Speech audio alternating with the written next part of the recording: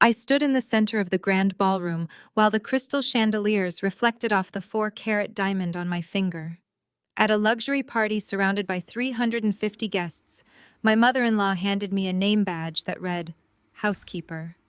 My husband laughed and told me food was for family.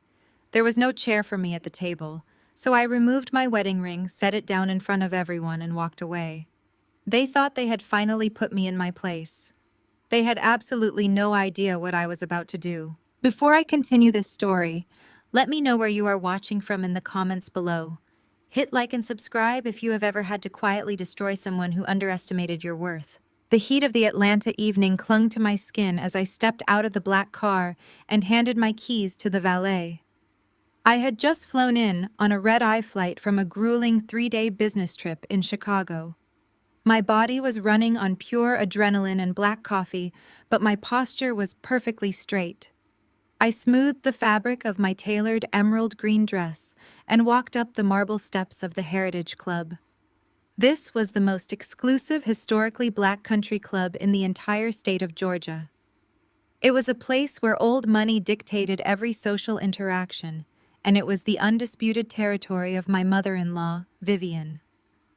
Tonight was her 60th birthday gala, an event she had been planning for over a year to showcase her immense social power to the local politicians, mega-church pastors, and legacy families of Atlanta. I walked through the heavy mahogany double doors, and the sound of a live jazz band washed over me.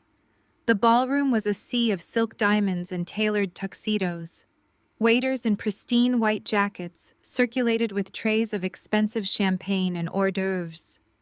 I had barely taken 10 steps into the room, not even reaching the coat check to drop off my small travel bag, when a voice called out my name. It was high-pitched, artificially sweet, and laced with a familiar poison. I turned to see Caroline marching toward me. Caroline was my sister-in-law, a white woman who had married Terrence's older brother Julian 5 years ago. She wore a pale pink gown that cost more than my first car, and she carried a plastic object in her manicured hand. Caroline had always weaponized her Southern belle charm to mask her deep passive-aggressive entitlement. She loved being part of an elite African-American family because it gave her a unique social currency, but she despised me because I refused to play the role of the grateful subordinate. She stopped directly in front of me, blocking my path to the main floor. Her eyes scanned my dress, searching for a flaw she could point out, but finding none, she settled on a condescending smile. She pressed a cheap plastic lanyard directly against my chest.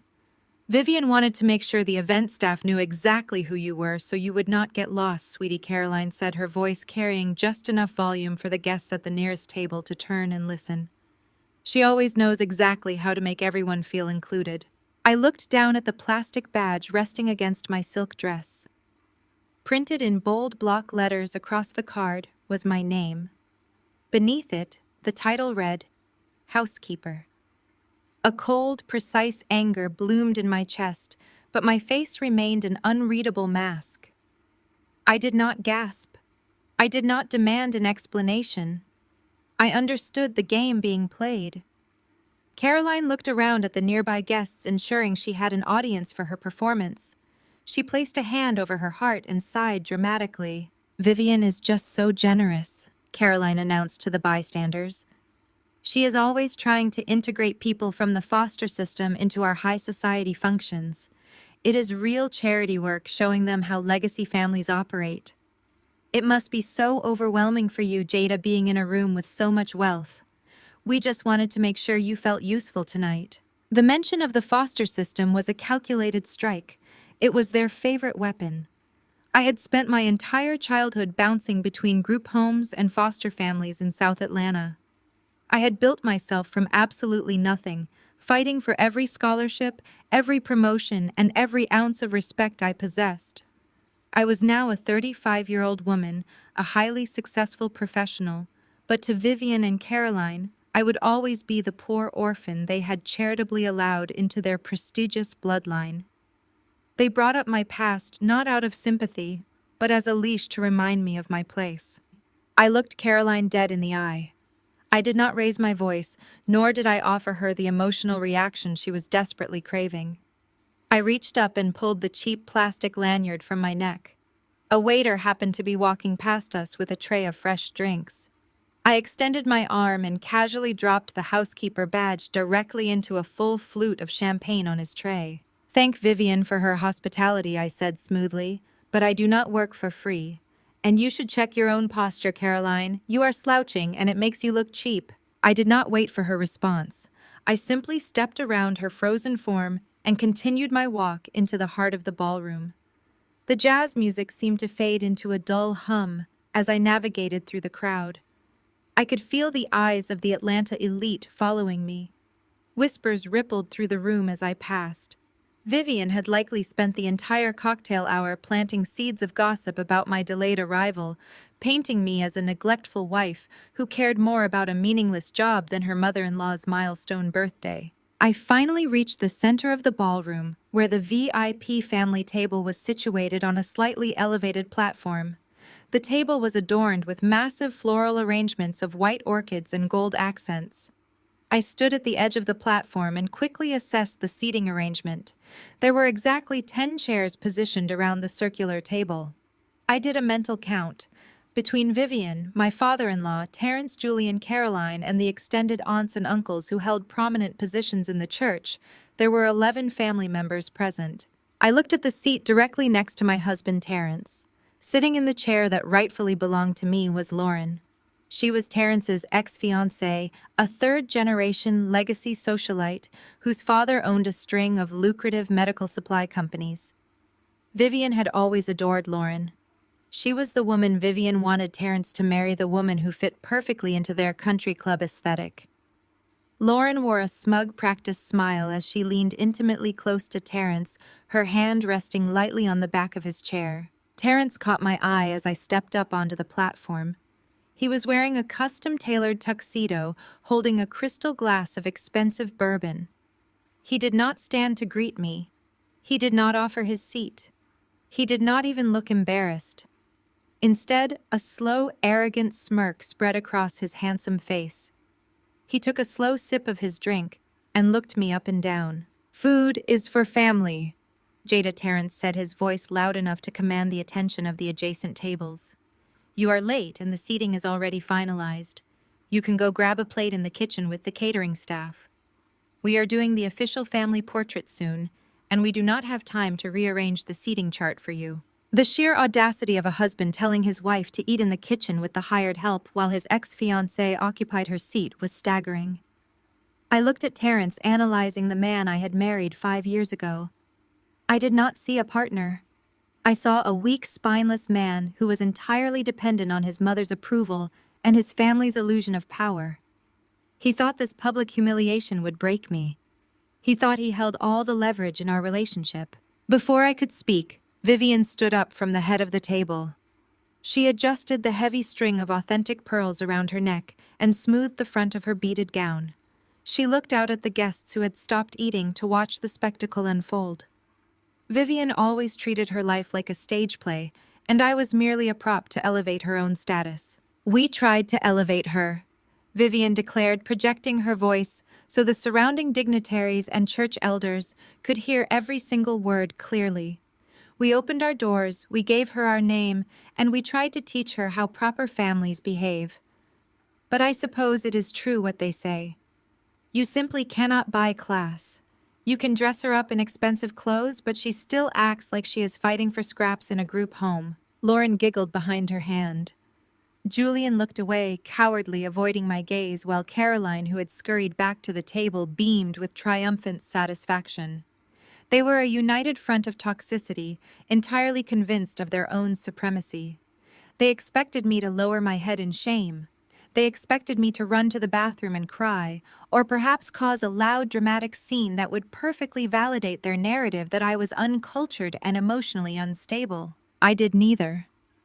My mind shifted into the cold, calculated space it always occupied during high-stakes corporate acquisitions. I looked at the people sitting at the table, evaluating them, not as my family, but as a collection of failing assets. I knew things they did not realize I knew.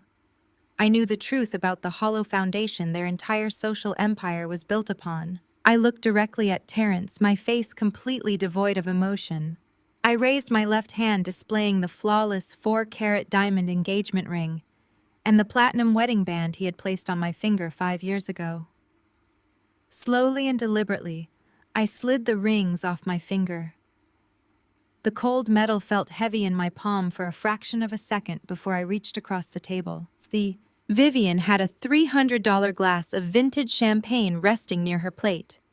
I held my hand over the crystal flute and dropped the rings. They sank to the bottom of the glass with a sharp clink, sending a spray of expensive bubbles over the rim. "Keep it, Vivian," I said, my voice carrying a quiet, lethal authority that cut through the silence of the ballroom. "You are going to need the cash very soon. And Terence, enjoy your dinner. It is the last meal you will ever eat on my dime." I did not wait for a reaction. I turned on my heel and walked away. The silence in the grand ballroom was absolute. The jazz band had stopped playing. 350 guests watched in stunned, breathless quiet as I walked back down the center aisle, my head held high, my stride unbroken. I pushed open the heavy mahogany double doors and stepped out into the humid Atlanta night. The valet rushed forward to retrieve my car, visibly shaken by the intense quiet spilling out from the building. I handed him my ticket and waited, enjoying the feeling of the night air filling my lungs. The heavy, suffocating weight of the past 5 years was completely gone. I had tolerated their microaggressions, their subtle insults, and their financial ineptitude because I had believed in the sanctity of marriage. I had believed Terence would eventually grow a spine and defend the family we had created. Tonight proved that was a foolish investment, and I never hold on to a failing investment. The valet pulled my car up to the curb. Just as I opened the door to step inside, my phone vibrated in my purse. I pulled it out and looked at the glowing screen. It was a text message from my lead corporate attorney, sending the confirmation I had been waiting for all week. The message was brief and legally binding. "The acquisition of Vanguard Trust is complete. You now legally own all their debt. Everything is finalized." A slow, genuine smile spread across my face as I read the words. My family thought I was just a mid-level office worker who pushed papers and attended basic meetings. They thought I relied on their social status and their historic name to have any value in the city of Atlanta. They had absolutely no idea who I really was. I was a private equity partner, and my specialty was acquiring distressed corporate debt. And as of 60 seconds ago, I legally owned every single financial asset, mortgage, and business loan tied to Terence, Julian, and Vivian. They thought they had locked me out of the table. They did not realize I had just bought the entire building. I slid into the driver's seat, put the car in gear, and drove away from the country club. The real destruction of their perfect legacy was about to begin. The morning sun filtered through the floor-to-ceiling windows of my corner office in Midtown Atlanta, casting long, sharp shadows across my desk. It was Monday, less than 48 hours since the gala, and the city was already buzzing. I stood by the glass, sipping my black coffee, looking down at the crawling traffic of Peachtree Street. I was no longer the quiet, accommodating wife. I was Jada, the majority partner of Vanguard Equities, and today I was going to let them hang themselves. My desk phone buzzed. It was my executive assistant, Maya. She had been monitoring the social feeds and the incoming communications from our mutual acquaintances. "They are moving fast," Jada Maya said, her voice crisp and professional over the speaker. "Vivian and Caroline were at the megachurch yesterday morning. They made a point to speak with every elder and board member before service even started." "Tell me the narrative," I replied, not taking my eyes off the city below. Maya cleared her throat. "They are saying you suffered a complete mental breakdown because you could not handle the pressures of high society. They are spinning the ring incident as a hysterical gold-digging tantrum. Caroline told the Women's Auxiliary that Terence had to lock you out of the house for his own safety and that you fled in an expensive rental car you paid for with his money. They are actively trying to smear your professional reputation, telling everyone you are a fraud who manipulated her way into their prestigious family." I took a slow sip of my coffee, feeling a cold, dark satisfaction settle in my stomach. "Let them talk," I said. "A smear campaign only works if the target actually cares about the society they are being smeared in." Let Vivian preach to her congregation. Let Caroline gossip at her tennis club. They are exhausting their energy building a house of cards while I am currently holding the deed to the land underneath it. I disconnected the call and walked over to my multi-monitor setup. It was time to look at the raw data. I tapped my keyboard, bringing up the deeply confidential financial dossiers my firm had compiled during the Vanguard Trust acquisition. The screen flooded with spreadsheets, profit and loss statements, and loan origination documents. To the elite circles of Atlanta, Terrence and his brother Julian were the pinnacle of black excellence. Terrence owned a high-end luxury car dealership that catered to professional athletes and executives, while Julian ran a boutique commercial real estate firm. They drove imported cars, wore bespoke suits, and bought VIP tables at every charity event in the state. But numbers do not care about bespoke suits, and spreadsheets do not lie. I scrolled through the data, tracing the rot all the way down to the foundation. Terrence's dealership had been secretly bleeding cash for over 3 years. He was terrible at inventory management, and even worse, at customer retention. To maintain the illusion of absolute wealth to keep paying for his mother's galas and his country club dues, Terrence had resorted to taking out massive high-interest bridge loans from secondary shadow lenders. Julian was no better leveraging commercial properties that were sitting completely empty just to cover the interest payments on his own mounting debt. They were drowning. They were entirely leveraged, living check to check on borrowed millions. And their primary lifeline, the shadow firm that held all their toxic debt, was a subsidiary of Vanguard Trust, the exact company I had just purchased. My private cell phone vibrated on the desk, a text message from Terrence. It was the first communication since he threw my clothes off the balcony. I just secured the funding to replace the credit lines you tried to mess with. I am moving $5 million today. My lawyers are drawing up the divorce papers. You are getting absolutely nothing, peasant. I am keeping the house, the cars, everything. Have fun in the gutter. I read the message twice, marveling at the sheer, breathtaking density of his arrogance. He actually thought the frozen credit cards were a glitch or a minor interference. He thought he had outsmarted the system. He was so desperate to unfreeze his accounts and avoid looking broke in front of his mother and his ex-fiancée that he had gone directly to the lender to beg for an extension. I pressed a button on my intercom. Maya is our guest in the conference room next door. Yes, Jada, she replied instantly. He arrived 10 minutes ago. He demanded to see the CEO, but the junior associates are handling the paperwork exactly as you instructed. I walked out of my office and moved silently down the carpeted hallway. I stopped outside the secondary conference room. The walls were made of frosted glass, allowing me to see the blurred shapes inside without revealing my identity. Through the heavy door, I could hear Terrence's voice. He was loud, boastful, and trying desperately to project dominance over the junior loan officers. I need this $5 million processed by close of business, Terrence was saying, his voice dripping with impatience.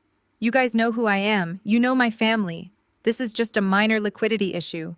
Process the extension, release the freeze on my corporate cards, and we will be fine. I listened as my junior associate, a brilliant young man named Marcus, responded with perfect practiced corporate neutrality.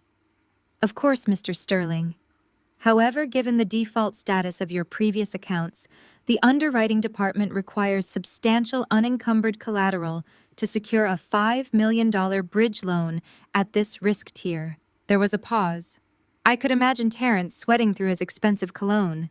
He had nothing left to leverage. His dealership was underwater. The Buckhead house was maxed out. He was completely out of options. Fine, Terrence snapped. I have the deed. I brought the paperwork. It is my mother's historic estate. The property has been appraised at over $8 million. It is fully paid off. Use it as the collateral for the $5 million. I leaned against the frosted glass, a cold, ruthless smile forming on my lips. He was actually doing it. He was taking the only asset his family truly owned, the crown jewel of Vivian's entire identity, the historic estate she worshipped, and he was secretly signing it away to cover his failing car dealership. He assumed he could make the money back before Vivian ever found out she no longer owned her own home. Sign here, and here, Marcus said smoothly, and the guarantor signature from your mother is fully authenticated. Yes, Terrence replied quickly. She signed the guarantor forms yesterday. She knows what is going on. It was a blatant lie. Terrence had clearly buried the guarantor agreement in standard tax paperwork, tricking Vivian into signing away her legacy without reading the fine print. I heard the scratch of a heavy fountain pen against paper. Terrence was signing his soul and his mother's home entirely over to my firm. The conference room door opened. Marcus stepped out, holding a thick leather folder. He saw me standing in the hallway and offered a brief, respectful nod. He handed me the folder without a word and walked back to his desk. I opened the folder. There it was. A $5 million loan agreement backed by Vivian's historic estate, signed and dated by Terrence Sterling. I walked back into my corner office, sat down at my massive mahogany desk, and uncapped my own pen. I flipped to the final page of the contract. At the very bottom, under the section labeled Majority Partner Authorization, I signed my name with a smooth, heavy flourish, Jada Sterling. I closed the folder, slid it to the edge of my desk, and looked back out over the city. Terrence thought he had just won his freedom. He had no idea he had just handed me the keys to his entire world. The sweeping headlights of a silver Range Rover cut through the darkness of the driveway, illuminating the pathetic pile of my old clothes scattered across the lawn. The heavy SUV pulled up directly behind my car, stopping at a sharp angle that effectively blocked me from reversing into the street. Julian and Caroline stepped out of the vehicle, arriving perfectly on cue to act as Terrence's backup. They must have followed him straight from the country club, eager to witness my final removal from their prestigious family circle. Caroline stepped onto the grass, carefully lifting the hem of her pale pink designer gown to avoid touching the dew. She looked down at a plain cotton blouse of mine resting near her expensive heels, and literally wrinkled her nose in disgust. She sidestepped the fabric, as if it were a toxic hazard, and walked toward me, clutching her luxury handbag with both hands. She wore a look of deep performative pity that was entirely masking her sheer delight at the situation. "I know your people usually fight in the street, Jada," Caroline said, her voice dripping with that weaponized, sugary southern drawl. "But let us keep the neighborhood quiet. The Homeowners Association is already strict enough about disturbances, and Julian has an early golf tea time tomorrow with the city councilman. We do not need the police showing up here because you do not know how to pack a bag with dignity." Julian walked around the front of the Range Rover and crossed his arms, leaning against the hood of the vehicle. He looked up at Terrence, who was still pacing furiously on the second-story balcony, and then locked eyes with me. "Terrence is being incredibly generous by not pressing charges against you right now, Jada," Julian said, shaking his head. "You humiliated Vivian in front of the entire charity board. You embarrassed our family name. You should just take whatever trash he threw down here and call a cab before he decides to call the authorities for trespassing. We checked the public records last year. Your name is not on the deed to this house. You have absolutely no legal right to stand on this driveway." I stood perfectly still in the humid night air, letting their words wash over me. I looked at the three of them, Terrence screaming from the balcony above like a petulant child, Julian puffing out his chest to act as the family muscle, and Caroline playing the role of the concerned, deeply offended neighborhood watch. They truly believed this was the end of the line for me. They honestly thought that stripping me of a seat at a dinner table and throwing a cheap suitcase of old clothes onto a lawn would break my spirit. They thought I was exactly the same desperate girl from the group home they had read about in my background check 5 years ago. They had never once bothered to look at my current tax returns. I did not drop to my knees in the wet grass. I did not scramble in the dark to gather the scattered clothes. Those garments were cheap fast fashion pieces I had purchased years ago. I specifically kept them and wore them around the house to maintain the illusion that I was entirely financially dependent on Terrence. I wanted him to feel powerful. I wanted him to feel like the provider. I had let him keep that pathetic illusion because it made my actual work in the shadows infinitely easier. I ignored the frantic shouting coming from the balcony. I reached into my evening purse and pulled out my phone. I opened a secure encrypted messaging app and tapped a single pre-programmed button. It sent a highly specific location ping. Caroline sighed loudly, dramatically shifting her weight from one foot to the other. She misinterpreted my total silence for defeat. Look, Jada, if you need a few dollars for a cheap motel tonight, I can give you some cash from my purse. We are not monsters. But you need to leave the premises right now before things get ugly. You just do not belong in this world, sweetie. You never did. It is nothing personal. Before Carolyn could finish her patronizing speech, the low, powerful, and unmistakable hum of a massive 12-cylinder engine rolled down the quiet, tree-lined street. Headlights washed over the massive brick columns of the estate entrance. A pristine, midnight black Maybach glided smoothly up to the curb, moving with heavy, armored grace. It came to a silent stop precisely at the edge of the driveway, completely dwarfing Julian's Range Rover. Terrence stopped shouting mid-sentence, leaning over the balcony railing to stare at the street. Julian stood up straight, his arms dropping awkwardly to his sides. Carolyn stared at the vehicle, her fake, sympathetic smile slipping completely off her face. The Maybach was a custom-ordered model, the kind with deep privacy glass and heavy chrome accents that cost more than Julian and Caroline's entire mortgage combined. Terrence had absolutely no idea I owned it. The driver's side door opened. Marcus, my private chauffeur, stepped out into the streetlight. He wore a sharp, tailored black suit and a matching tie. He walked around the front of the vehicle, his expression entirely neutral and strictly professional, and opened the heavy rear passenger door for me. He stood at attention, waiting silently. I did not look back at the pile of cheap clothes on the lawn. I looked directly at Caroline, whose mouth was now hanging slightly open in pure, unadulterated shock. "Do not worry about the neighborhood, Caroline," I said smoothly, my voice calm and perfectly leveled. "My people prefer to handle our fights in the boardroom. And tell Julian he should probably check his corporate banking accounts in the morning. It would be a shame if his golf game was ruined by a massive liquidity crisis." I walked past her, the gravel crunching softly beneath my emerald green heels, and slid into the expansive cream leather interior of the Maybach. Marcus closed the heavy door with a solid, satisfying thud, instantly silencing the sounds of the outside world. Through the tinted glass, I watched Terrence rushing back inside from the balcony, likely scrambling to get downstairs to demand answers. But it was too late. Marcus slid behind the wheel, put the car in gear, and pulled away from the curb, leaving them standing in the driveway, surrounded by my discarded illusions. I sank back into the plush leather seating, poured myself a glass of sparkling water from the chilled center console, and prepared for the next phase of the execution. The heavy wrought iron gates of the Buckhead estate disappeared into the darkness as my chauffeur steered the Maybach down the quiet, tree-lined street. The cabin of the vehicle was a sanctuary of soundproof silence, smelling faintly of rich leather, and the chilled, sparkling water resting in the center console. I did not look back. I simply reached into the hidden compartment beside my seat, pulled out my encrypted tablet, and connected to my firm's secure network. Terrence was nothing if not entirely predictable. Whenever his fragile ego sustained a public bruise, he immediately sought out a way to buy his dominance back. He needed an audience, someone to stroke his pride and assure him he was still the undisputed king of his heavily mortgaged castle. I knew exactly who he would call, and I knew exactly where he would try to go.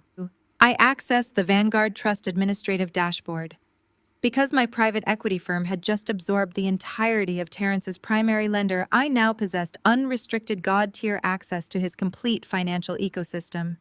Every single swipe, every wire transfer, every line of credit funneled directly through my screen. A bright green notification blipped in the corner of my tablet. It was a pending authorization request. 4 Seasons Hotel, downtown Atlanta. Presidential penthouse suite. The total was staggering, padded with requests for imported vintage champagne and a private terrace chef. I tapped the transaction details and read the guest registry. He was booking the room under 2 names, Terrence Sterling and Lauren. He was not even attempting to hide his betrayal anymore. He was actually going to take his ex-fiancée to a luxury penthouse on my dime to celebrate throwing a suitcase of my old clothes onto the lawn. He truly believed he had won. I tapped the pending authorization. A drop-down menu appeared on the glowing screen. I bypassed the standard decline options and selected the tab labeled Covenant Breach Asset Freeze. I hit execute. The green notification instantly turned a brilliant violet red, declined. I pictured him standing in the grand foyer of that massive empty house staring down at his phone in absolute disbelief. Terrence had never heard the word no in his entire life. Vivian had spent 3 decades shielding him from financial consequences, bailing out his failed business ventures, and telling him he was a visionary. I knew he would blame a bank error. He would assume it was a simple fraud alert triggered by the high dollar amount of the penthouse. Less than 30 seconds later, a second notification pinged on my screen. He was trying a different card. This time, it was the black corporate card tied directly to his luxury car dealership's primary operating account. Using a corporate card to fund a personal penthouse suite with an ex-fiancée was a blatant illegal violation of his lending terms, a detail he had clearly ignored in his blind arrogance. He was so desperate to impress Lauren and prove his wealth that he was willing to commit corporate fraud. I smiled, my finger hovering over the screen. Declined. But this time, I went a step further. By attempting a fraudulent personal transaction on a commercial line of credit that was currently under critical review, Terrence had just handed me the exact legal justification I needed to drop the hammer. I opened the master control panel for Sterling Luxury Motors and executed a hard, irrevocable freeze on the entire corporate profile. Payroll, vendor payouts, inventory acquisitions, and bridge loans were instantly locked down. I severed his financial arteries with a single keystroke. My private cell phone rang, breaking the quiet hum of the Maybach. It was Maya, my executive assistant, calling from the holding company's secure line in Midtown. "Jada, I thought you would want to hear this live," Maya said, her voice crisp and strictly professional. "We just received a Priority 1 incoming call to the commercial lending department from Terrence Sterling's head accountant. I have patched you in on listen-only mode." The audio clicked over. I could hear heavy, frantic breathing echoing through the speakers. It was Greg, Terrence's perpetually stressed, overworked accountant. "Listen to me. I do not understand what is happening." Greg was hyperventilating, his voice cracking with sheer, unfiltered panic. "Every single operating account just went dark. The screen is flashing a critical default code. We have a transport truck dropping off 6 imported sports cars in exactly 10 minutes, and the wire transfer just bounced. The drivers are threatening to turn around. We cannot pay the vendors. We cannot even process payroll for the sales floor tomorrow morning. You need to lift this freeze right now before the entire dealership goes under." In the background of Greg's frantic pleading, I could hear Terrence shouting. His voice was muffled but unmistakable, echoing through what sounded like the dealership's glass showroom. He had clearly abandoned the penthouse plan and rushed straight to the office when the corporate card failed. "Give me the phone!" Greg Terrence screamed, his voice dripping with venomous entitlement. "Tell those idiots at the bank exactly who I am. I am Terrence Sterling. My credit is bulletproof. Tell them if they do not fix this pathetic system glitch in 5 minutes, I will pull every single account I have and bankrupt their miserable branch." I leaned back against the leather headrest, marveling at his delusion. He was so incredibly blind to his own ruin. He genuinely believed he was the most powerful man in the room, threatening a massive financial institution with the very money he did not actually possess. "Maya," I said quietly, cutting into the line so only she could hear me. "Deliver the message." I listened as Maya's voice took over the call with Greg, her tone dripping with absolute freezing corporate authority. "Sir, there is no system glitch," Maya informed the hyperventilating accountant. "The accounts associated with Sterling Luxury Motors have been permanently frozen due to a critical default on your primary bridge loan, compounded by attempted fraudulent personal use of corporate funds. Your accounts are now the legal property of Vanguard Equities. Our majority partner will be in touch. Have a blessed day." The line went dead. I sat in the back of the Maybach, watching the city lights blur past the tinted windows. Terrence was currently standing in the middle of his empty showroom, completely stripped of his money, his power, and his inflated ego. He had absolutely no idea the woman he had just ordered to eat in the kitchen with the catering staff was the exact same woman who now held the deed to his entire miserable existence. The trap was perfectly set. Now it was time to let him walk blindly into my boardroom. 2 days later, the Sunday morning sun poured through the massive soundproof windows of my actual residence, a sprawling, ultra-modern penthouse in the heart of Midtown Atlanta. This was my sanctuary. It was a fortress of Italian marble minimalist design and absolute quiet. Terrence had absolutely no idea this property existed. For 5 years, I had maintained the illusion of being a dependent wife, living in his heavily mortgaged Buckhead estate, all while quietly building my own empire and investing my capital into impenetrable trusts. I was sitting at my kitchen island, savoring a perfectly pulled shot of espresso and reviewing the Vanguard Equities acquisition documents on my tablet when my private secure line began to ring. The caller ID displayed the name Elise Hampton.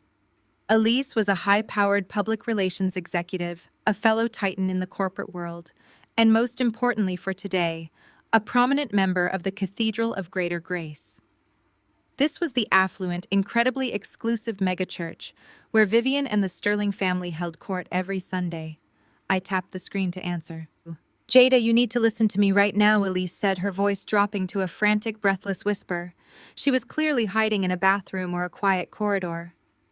"I am at the cathedral. The morning service just let out, and the VIP fellowship brunch is in full swing. It is a complete slaughterhouse out here, and you are the main course." I took a slow sip of my espresso, my heartbeat remaining completely steady. "Tell me exactly what they are saying, Elise. Give me the entire narrative." Elise exhaled sharply. "Vivian and Caroline are working the room like a political campaign. They arrived early to intercept the senior pastors, the city council members, and the charity board directors. Vivian is wearing her authentic pearls and playing the role of the devastated, heartbroken matriarch. She is telling everyone that you suffered a complete psychotic break on Friday night." I smiled softly, staring out at the Atlanta skyline. "Go on." Caroline is right beside her, handing out fake tears and passing off the most toxic gossip I have ever heard. Elise continued, her tone laced with genuine disgust. "They are spinning a story that you are nothing but a gold-digging fraud. Caroline told the Women's Auxiliary that you could not handle the pressures of a high-society marriage because you are, in her exact words, too ghetto and deeply damaged by your group home upbringing. They are claiming Terrence had to lock you out of the house for his own physical safety, and that you fled the scene in a rented luxury car that you paid for with his stolen credit cards. The sheer audacity of the Sterling family never ceased to amaze me. They were entirely bankrupt, completely drowning in toxic debt, yet they still had the energy to put on their Sunday best and weave elaborate tapestries of lies." "It gets worse, Jada," Elise warned, her voice tightening with professional concern. "They are actively targeting your career." Vivian cornered Senator Davis and the board members of the Atlanta Commerce Club. She told them that your job is a complete sham. She is spreading rumors that you are just a low-level paper pusher who is currently under investigation for embezzlement, and that Terrence is filing for an emergency divorce to protect the family assets from your legal troubles. They are trying to blacklist you from every major social and professional circle in the state of Georgia. I remained utterly silent, letting the weight of their orchestrated smear campaign settle in the quiet space of my penthouse. They were attacking my character, my history, and my professional integrity. They were trying to publicly execute me before I even had a chance to speak. "Jada, are you there?" Elise asked, panic creeping into her voice. "You need to hire crisis management right now. I can assemble my best team within the hour. We need to draft a press release, issue cease and desist letters, and counteract this narrative before it takes root. Vivian is poison, and she is pouring it directly into the ears of every power broker in this city." "Elise," I said, my voice cutting through her panic with cold, razor-sharp authority. "A crisis management team is for people who are actually experiencing a crisis. I am not in danger. I am entirely in control." "But they are destroying your reputation," Elise protested. "They are destroying a phantom," I corrected smoothly. "They are attacking a version of me that does not exist." Vivian's entire power structure relies on the illusion of supreme wealth and untouchable pedigree. She needs these people to believe the Sterlings are royalty so she can keep securing social capital. But social capital cannot pay off a defaulted bridge loan. I stood up from the kitchen island and walked toward the floor-to-ceiling windows looking down at the city. My mind was a calculating machine processing their moves and aligning them perfectly with my counterstrike. "Here is what you are going to do, Elise," I instructed, my tone shifting into absolute command. "You are going to walk right back out into that fellowship hall. You are going to find Vivian and Caroline, and you are going to agree with every single word they say." "What?" Elise gasped. "Jada, I cannot do that." "You must," I insisted. "Look Vivian dead in the eye and tell her you are shocked and appalled by my behavior. Tell Caroline you always knew there was something suspicious about me. Validate their lies. Feed their egos. I want them to leave that church today feeling completely invincible. I want Vivian to believe she has successfully buried me. I want Terrence to think he is the undisputed king of Atlanta. The higher they build this ridiculous pedestal, the more devastating the drop will be when I kick the foundation out from under them." There was a long pause on the other end of the line.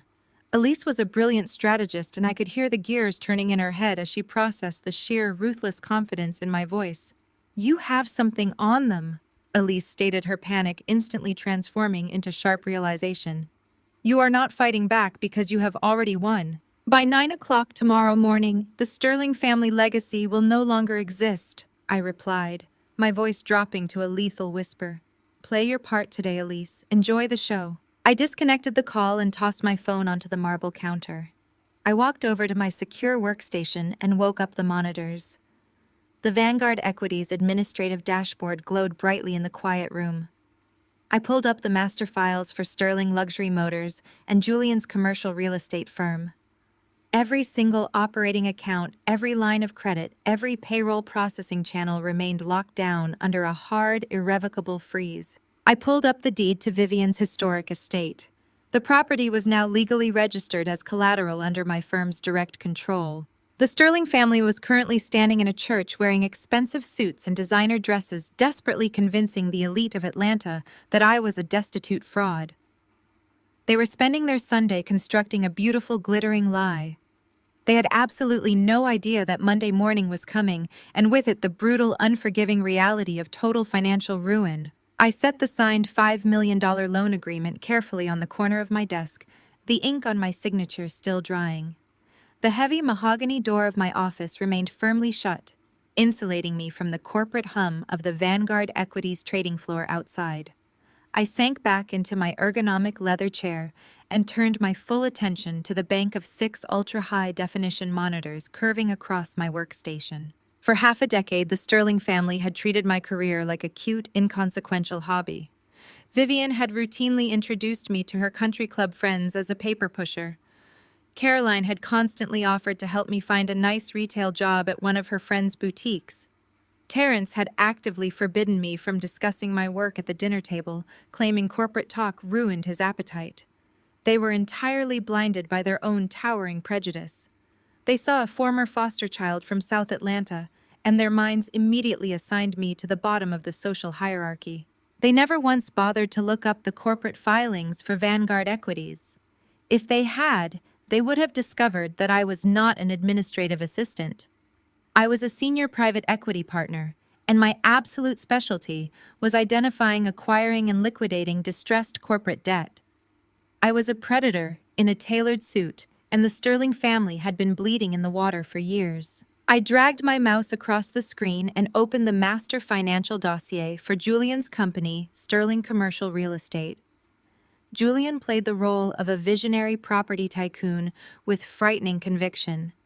He wore imported Italian suits, smoked Cuban cigars, and regularly lectured me on the importance of generational wealth. I tapped the spacebar, expanding his profit and loss statements. The reality was a spectacular disaster. Julian did not actually own a single piece of property outright. His entire portfolio consisted of failing, severely neglected strip malls and half-empty office parks on the outskirts of the city. To keep up appearances, he had taken out a series of brutal high-interest bridge loans from Apex Financial, a shadow lending firm that catered to desperate businessmen trying to avoid traditional banking scrutiny. Julian was currently $12 million in debt. His properties were generating less than 40% occupancy. He was literally paying the interest on his old loans by taking out new loans, a corporate Ponzi scheme built on pure arrogance. And 3 months ago, I had quietly directed Vanguard Equities to acquire Apex Financial in a hostile buyout. Julian's debt now belonged exclusively to me. I closed Julian's file and opened the ledger for Terrence.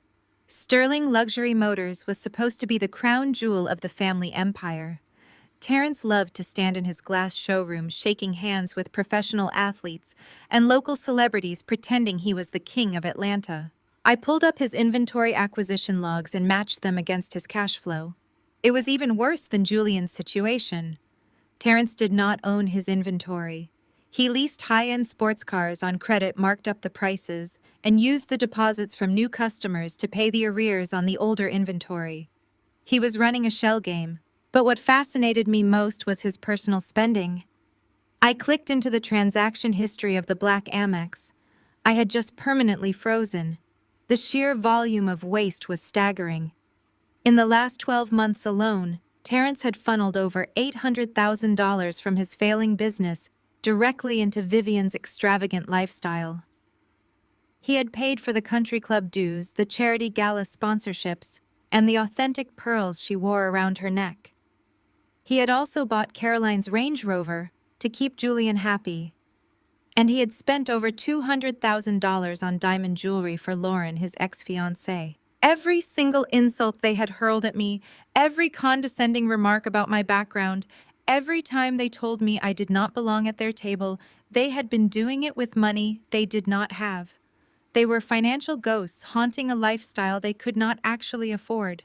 And they had funded this massive toxic illusion through my company. I leaned forward, the glow of the monitors reflecting in my eyes. For 5 years, I had played the long game.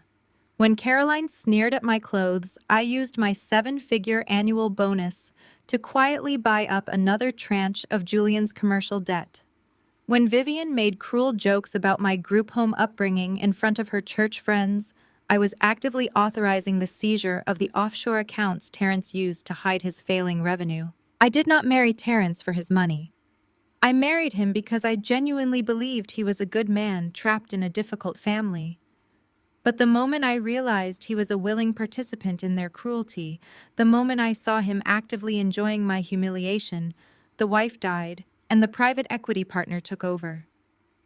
I did not want a messy public divorce where he could hide assets and drag me through the mud. I wanted absolute surgical destruction. I wanted to own him. My desk phone chimed, pulling me from the glowing spreadsheets. It was Maya. Jada. Maya said, her voice dropping into a low, urgent tone. Terrence just sprinted out of the secondary conference room. He is completely frantic. He is demanding to see the CEO of Vanguard right now. He keeps screaming that the junior associates have made a catastrophic mistake, freezing his dealership accounts, and that he has the collateral to fix it. He is causing a scene in the lobby. I looked down at the $5 million loan contract resting on my desk. Terrence had just signed over his mother's historic estate, completely unaware that the person executing the loan was the same woman he had discarded on the lawn. He was trapped. The jaws had snapped shut, and he was still trying to negotiate with the teeth. Let him sweat for exactly 2 more minutes, I instructed, my voice calm and hollow. Send security to flank the doors. Then escort my husband into the main executive boardroom. Tell him the majority partner is ready to review his portfolio. I disconnected the line. I stood up, smoothed the skirt of my emerald green dress, and picked up the leather folder containing the deed to his mother's house. The time for hiding in the shadows was over. It was time to turn on the lights. The executive boardroom of Vanguard Equities was specifically designed to strip powerful men of their confidence. The walls were clad in slate gray acoustic paneling, the floor-to-ceiling windows offered a dizzying vertical drop over the Atlanta skyline, and the sheer expanse of the 50-foot black obsidian conference table made anyone sitting at it feel small. Terrence was doing his absolute best to pretend he was not intimidated. He paced frantically back and forth across the plush carpet, his Italian leather shoes sinking into the expensive weave. His tie was loosened, and a thin sheen of sweat coated his forehead. Through the one-way glass of my private office right next door, I watched him like a biologist observing a rat in a maze. I had a direct audio feed piped into my room, allowing me to hear every ragged breath and every muttered curse. He checked his platinum Rolex for the fourth time in 2 minutes. He was accustomed to bankers bending over backwards offering him premium scotch and kissing the ring of the Sterling family name. Today he had been left to sweat in complete isolation for exactly 20 minutes. The heavy boardroom door finally swung open. David, one of my sharpest junior associates, stepped into the room carrying a single black leather portfolio. David was 26, ruthlessly intelligent, and had been thoroughly briefed on his exact role in this execution. "It is about time someone showed up," Terrence snapped, stopping his pacing to glare at David. "I specifically demanded to see the CEO. I am a legacy client. I do not do business with entry-level analysts.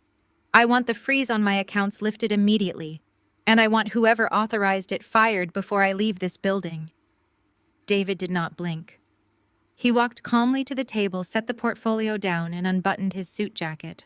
"The CEO is currently unavailable, Mr. Sterling," David said, his voice a perfect flat monotone of corporate indifference. "I am authorized to handle the restructuring of your debt profile.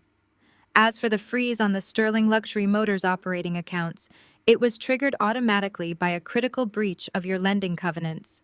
You attempted to process a 5-figure personal luxury hotel charge on a commercial bridge loan that is currently 90 days in arrears." Terrence flushed a dark, angry red. "That was a simple accounting error, a mix-up with the cards. I am Terrence Sterling. My dealership generates tens of millions in revenue. I need that freeze lifted, and I need a $5 million extension on my credit line processed by close of business today to cover my incoming inventory and vendor payouts." I took a slow sip of my coffee, watching Terrence attempt to project dominance while actively begging for his financial life. He was entirely broke, leveraging non-existent profits to cover immediate crushing debts. "I am afraid that is impossible," David replied smoothly, opening the portfolio. "Sterling, Luxury Motors is entirely over-leveraged. Your current inventory is leased, your profit margins are negative, and your commercial credit is exhausted. Vanguard Equities cannot extend a $5 million unsecured line of credit to an insolvent entity." Terrence slammed his hands down on the obsidian table, leaning over it aggressively. "Do you have any idea who my family is?" he shouted, his voice echoing through the audio feed in my office. "My mother is Vivian Sterling. We practically built this city. You pull up my file right now and you authorize the transfer.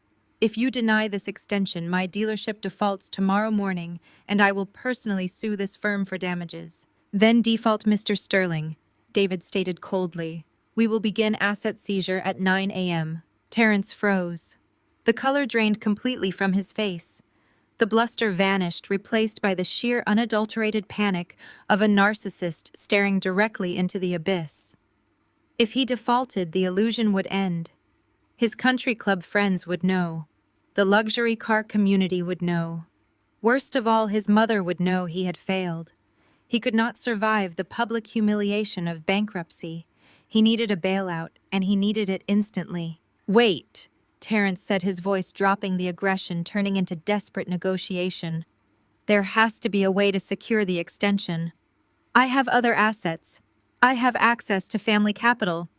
David tapped his pen against the table, perfectly executing the script I had written for him. "Vanguard Equities requires a Tier 1 asset as collateral to authorize a high-risk $5 million release. Unencumbered premium real estate.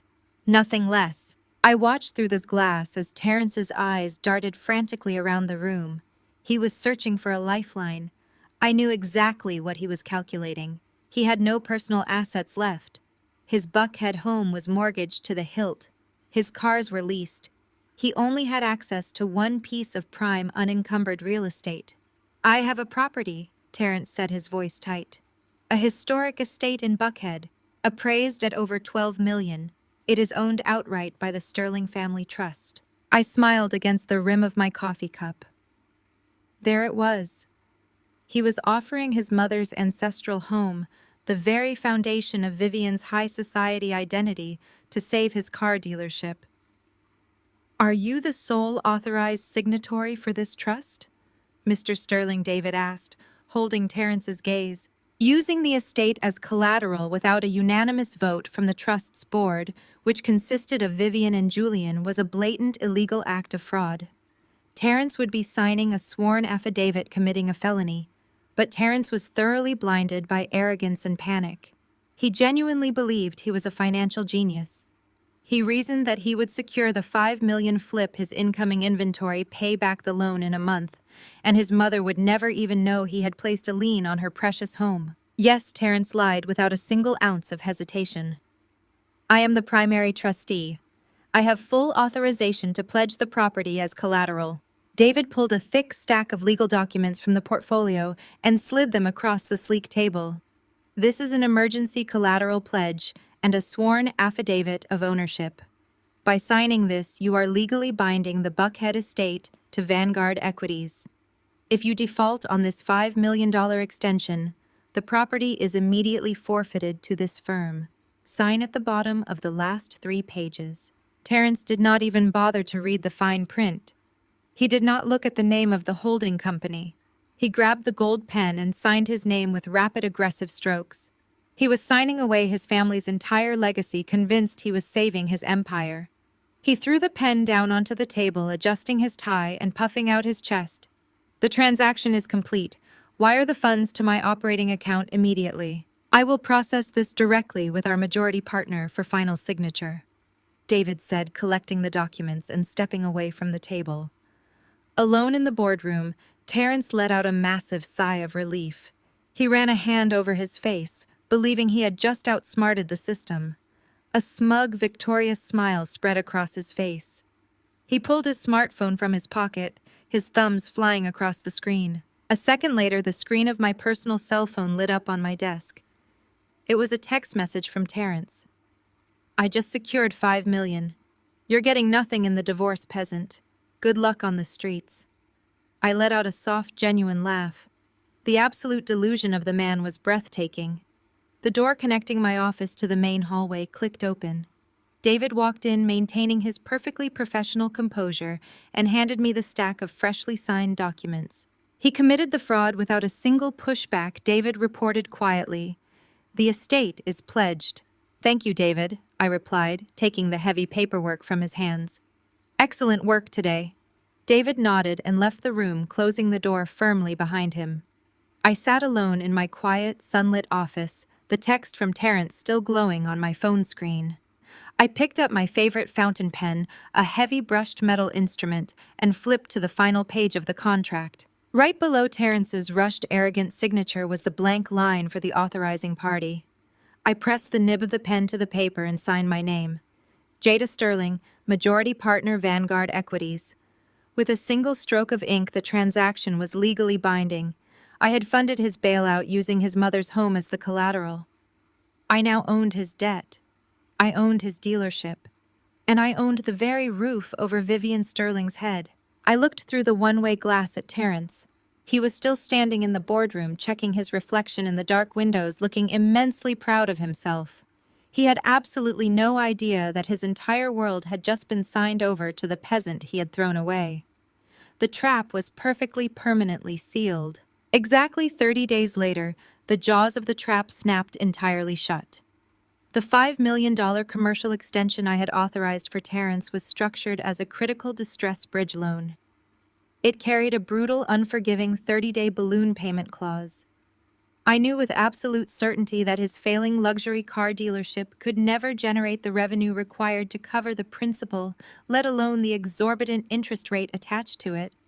He had wagered his mother's historic estate on a phantom windfall that was mathematically impossible to achieve. At precisely 8 a.m. on Monday morning, the deadline passed. The funds did not materialize. At 8:01 a.m., the Vanguard Equities automated compliance system issued a formal, irrevocable notice of default to Sterling Luxury Motors. The notice also triggered the immediate intent to seize all pledged collateral. I sat at my desk in my top-floor office, sipping a cup of black coffee, watching the live security feed on my secondary monitor. I knew exactly how Terrence would react. A normal business owner would panic call their legal counsel and attempt to restructure the debt. Terrence was not a normal business owner. He was a malignant narcissist who had been shielded from consequences his entire life. When presented with a catastrophic failure, his immediate instinct was to bully his way out of it. At 10:15 a.m., a black Lincoln Navigator aggressively pulled into the circular drop-off zone directly in front of the Vanguard Equities high-rise in Midtown. Terrence stepped out of the driver's side wearing a bespoke navy suit, his posture rigid with manufactured outrage. But he had not come alone. The passenger doors opened, and the rest of the Sterling family emerged onto the pavement. Vivian stepped out, wearing a pristine white Chanel suit and her signature string of authentic pearls. Julian followed, adjusting his expensive tie, trying to project the aura of a heavy-hitting real estate tycoon. Finally, Caroline emerged holding a designer handbag and looking around the commercial district with visible disdain. I leaned back in my leather chair, a slow smile spreading across my face as I watched the high-definition security feed. Terrence had actually brought his mother, his brother, and his sister to a corporate default confrontation. He was treating a legally binding financial execution like a petty social dispute at the country club. He had clearly lied to them about the nature of the crisis. He likely told Vivian that a rogue insubordinate lending firm was harassing him over a minor administrative error and that he needed the united weight of the Sterling family name to put the paper pushers in their place. They had all dressed up to come down here and intimidate a bank. The four of them marched through the revolving glass doors and into the grand lobby of Vanguard Equities. The lobby was a massive, intimidating cathedral of brushed steel, black marble, and silent, ruthless efficiency. It was a space designed to remind visitors that they were entirely at the mercy of the capital flowing through the floors above them. The Sterlings marched in formation directly toward the main reception desk. The front desk was currently manned by Elena, our senior corporate concierge. Elena was a seasoned professional who handled billionaires, foreign dignitaries, and aggressive hedge fund managers on a daily basis. The Sterlings were entirely out of their depth. Terrence slapped the printed default notice down on the black marble counter with a sharp, aggressive smack. The microphones above the reception desk picked up the audio perfectly, piping it directly into my office. I demand to see the chief executive officer or the majority partner of this firm immediately. Terrence commanded, his voice echoing loudly across the quiet lobby. My name is Terrence Sterling. This firm just sent an entirely fraudulent default notice to my corporate office, and I am here to personally fire whoever authorized it. Elena did not even flinch. She glanced down at the paper, then looked back up at Terrence with a polite, freezing smile. Do you have an appointment, Mr. Sterling? I do not need an appointment to correct your administrative incompetence, Terrence sneered, leaning heavily against the counter to invade her space. You have exactly 2 minutes to get a senior executive down here before I pull every single one of my accounts from this pathetic institution. Vivian stepped forward, placing a manicured hand on Terrence's arm to signal her own authority. She offered Elena a smile dripping with aristocratic condescension. Young lady, I do not think you fully understand who you are speaking to. We are the Sterling family. I personally sit on the board of the Atlanta Commerce Club. I play golf with the senators who zone this very district. You are going to pick up that telephone, and you are going to tell your superior that Vivian Sterling is waiting in the lobby. Julian decided it was his turn to flex his non-existent power.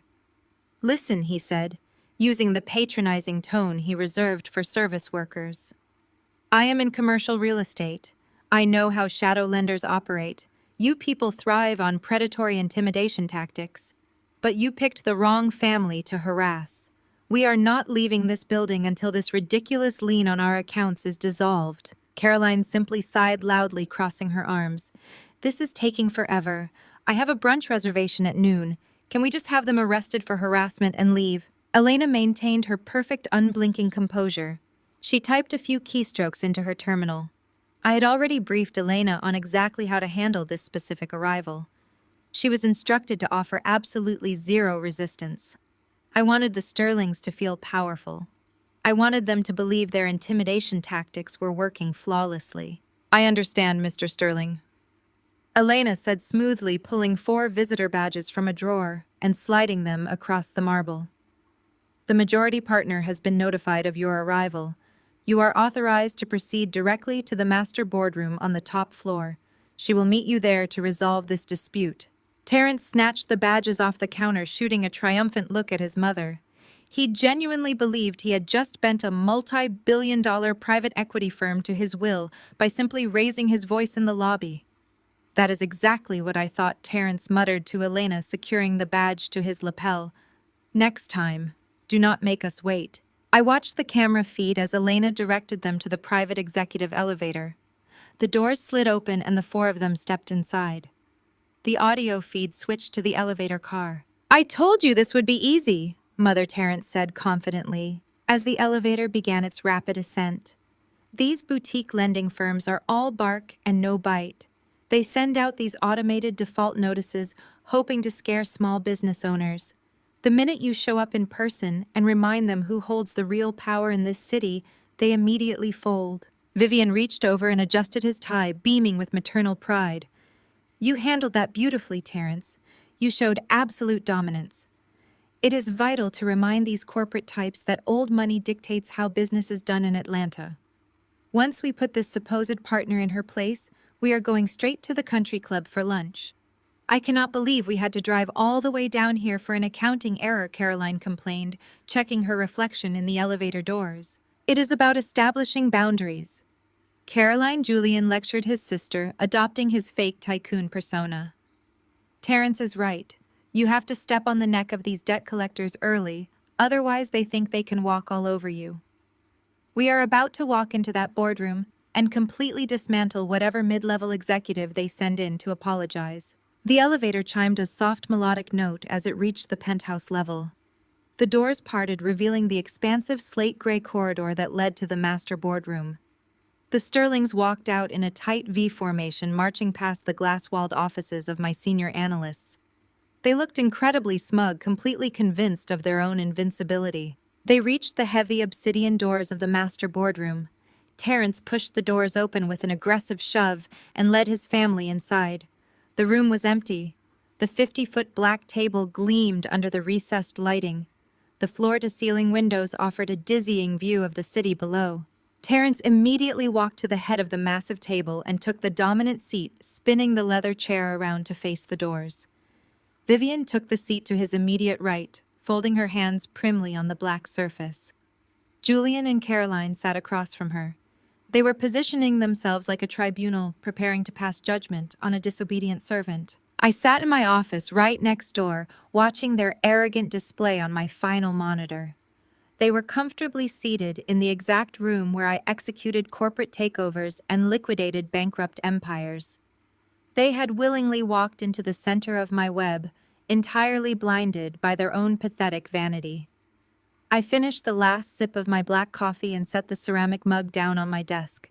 I picked up the thick red-tabbed financial dossier containing the deed to Vivian's estate and the final liquidation orders for Terrence's dealership. I stood up, walked to my office door, and prepared to introduce the Sterling family to the new owner of their entire existence. The heavy double doors of the master boardroom slammed shut, sealing the Sterling family inside the highest vault of Vanguard equities. I had slipped through the private connecting door of my office mere seconds before they breached the main entrance. I was already seated at the head of the massive 50-foot obsidian table, but the high-backed black leather executive chair was turned entirely around, facing the floor-to-ceiling windows and the sprawling sunlit expanse of the Atlanta skyline. I listened as their expensive leather shoes strode across the plush carpet.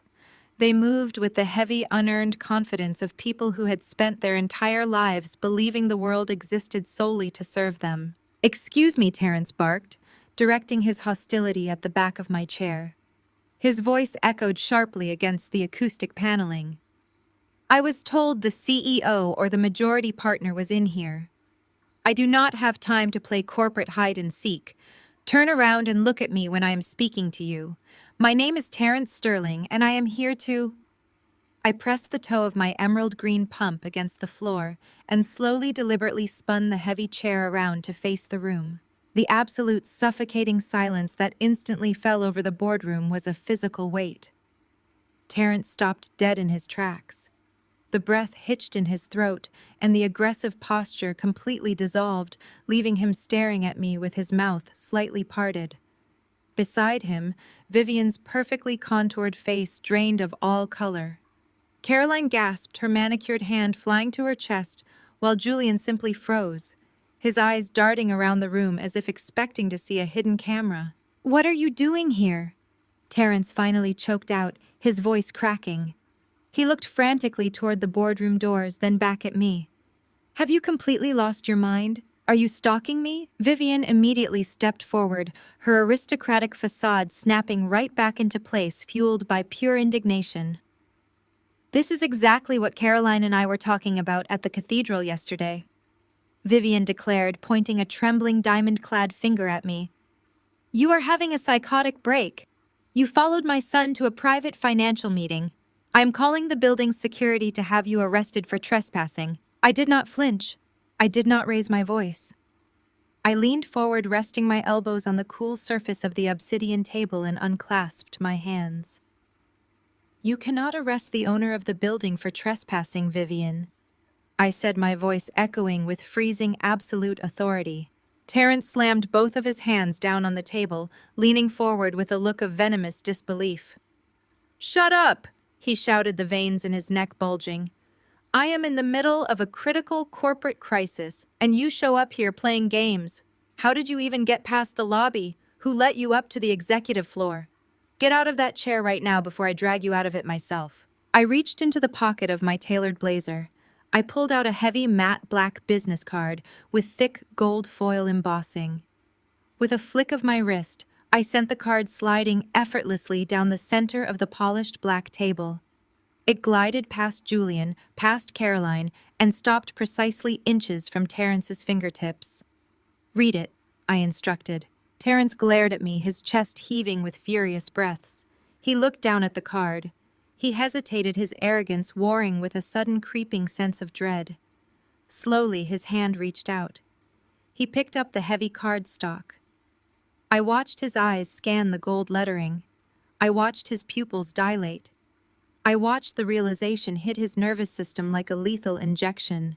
Jada Sterling, majority partner, Vanguard Equities. "This is a fake," Terrence stammered, dropping the card onto the table as if it had burned him.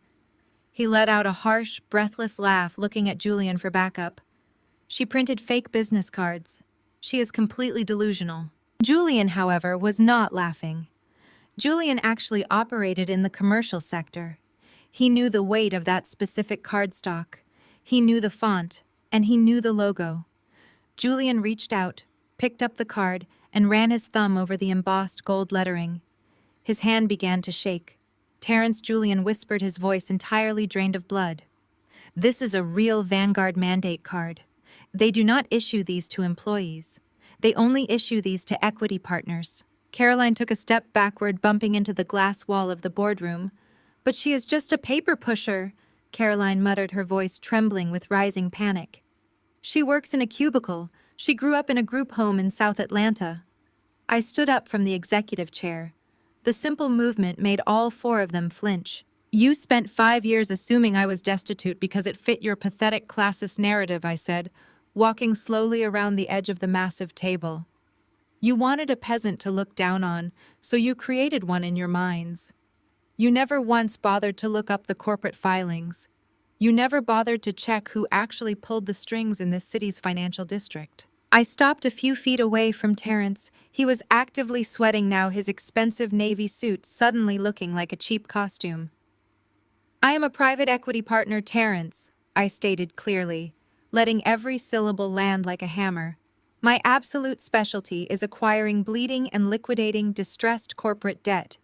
And your family has been hemorrhaging money for nearly a decade." "This is impossible," Vivian gasped, clutching her pearls. "We are the Sterling family. We are legacy. You are bankrupt." "Vivian," I corrected her, my tone devoid of any mercy. "You are financial ghosts haunting a lifestyle you cannot afford. Julian's commercial real estate firm does not own a single piece of property outright. His strip malls are operating at a 40% vacancy rate. He has been taking out high-interest bridge loans from a shadow lender called Apex Financial just to pay his country club dues. Julian swallowed hard, taking a full step behind his mother. "How do you know about Apex?" Julian asked, his voice cracking. "Because Vanguard Equities executed a hostile buyout of Apex Financial 3 months ago," I replied, staring directly into Julian's terrified eyes. "I bought your debt, Julian. Every single toxic defaulted mortgage you hold belongs entirely to me." Caroline let out a sharp sob, covering her mouth with her hands. Terrence was hyperventilating.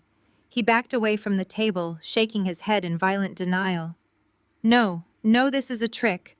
I just secured a $5 million extension from the junior associate." "David." "He took my paperwork. He said the majority partner had to sign off on the release." I walked back to the head of the table. I picked up the thick, red-tabbed financial dossier I had brought from my office and tossed it onto the center of the obsidian surface. The heavy folder landed with a resounding thud. It flipped open, revealing the signature page of the commercial loan agreement Terrence had just executed less than an hour ago. "Look at the bottom line, Terrence," I commanded. Terrence stumbled forward. He leaned over the table, his hands shaking so violently he could barely hold himself up.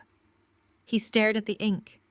He saw his own rushed, aggressive signature, and right beneath it, resting on the line designated for the authorizing Vanguard executive, was my signature. "I approved your $5 million extension, Terrence," I said, my voice dropping to a lethal whisper. "You came into my building to bully a junior analyst because you defaulted on your very first balloon payment. You thought you could intimidate your way out of corporate ruin. Instead, you signed a legally binding emergency collateral pledge." Vivian pushed past Julian, her eyes wide with frantic confusion. "What collateral, Terrence? What did you pledge?" Terrence could not speak. He was staring at the document, entirely paralyzed by the magnitude of his own catastrophic arrogance. "He pledged your historic Buckhead estate," Vivian the First answered for him, looking the matriarch dead in the eye. "He committed corporate fraud by claiming sole authorization of the family trust, and he leveraged the deed to your ancestral home to secure a commercial loan for his failing car dealership. A loan he has absolutely no mathematical way of repaying." Vivian let out a guttural, horrifying scream. She turned and began striking Terrence in the chest with her fists, her white Chanel suit wrinkling as she lost complete control. "How could you?" Vivian shrieked. "You promised me the dealership was thriving. You signed away my home." I watched them turn on each other, the illusion of their high society royalty shattering into a million jagged pieces on the floor of my boardroom. "You are standing in my building," I said quietly, cutting through their chaotic screaming. "You are breathing my air. I own your dealership. I own your commercial properties. And by the end of the business day, I will own the very roof over your head." The absolute silence in the boardroom was finally shattered by the sharp, frantic clicking of high heels against the polished floor. Caroline pushed her way past Julian and Terrence, her face flushed with a toxic combination of panic and deep-seated entitlement. For years, Caroline had treated me like an unwanted stray dog that her brother had foolishly dragged into their pristine home.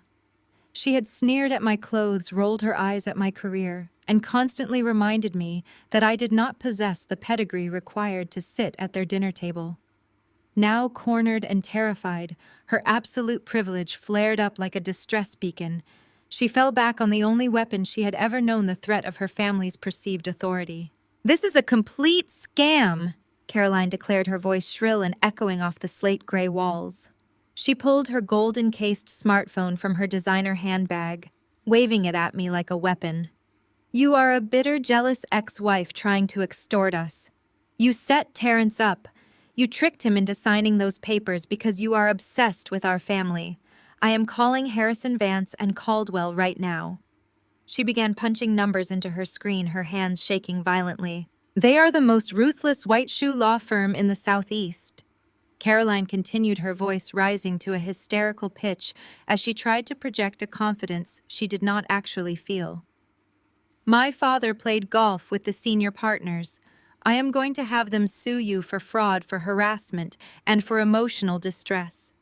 We are going to bury you in litigation until you are back on the streets of South Atlanta where you belong." You cannot just steal our property with some fake corporate paperwork. I did not raise my voice. I did not move to stop her. I simply watched her dial, letting her desperate, frantic energy bounce off the cold, obsidian walls of the room.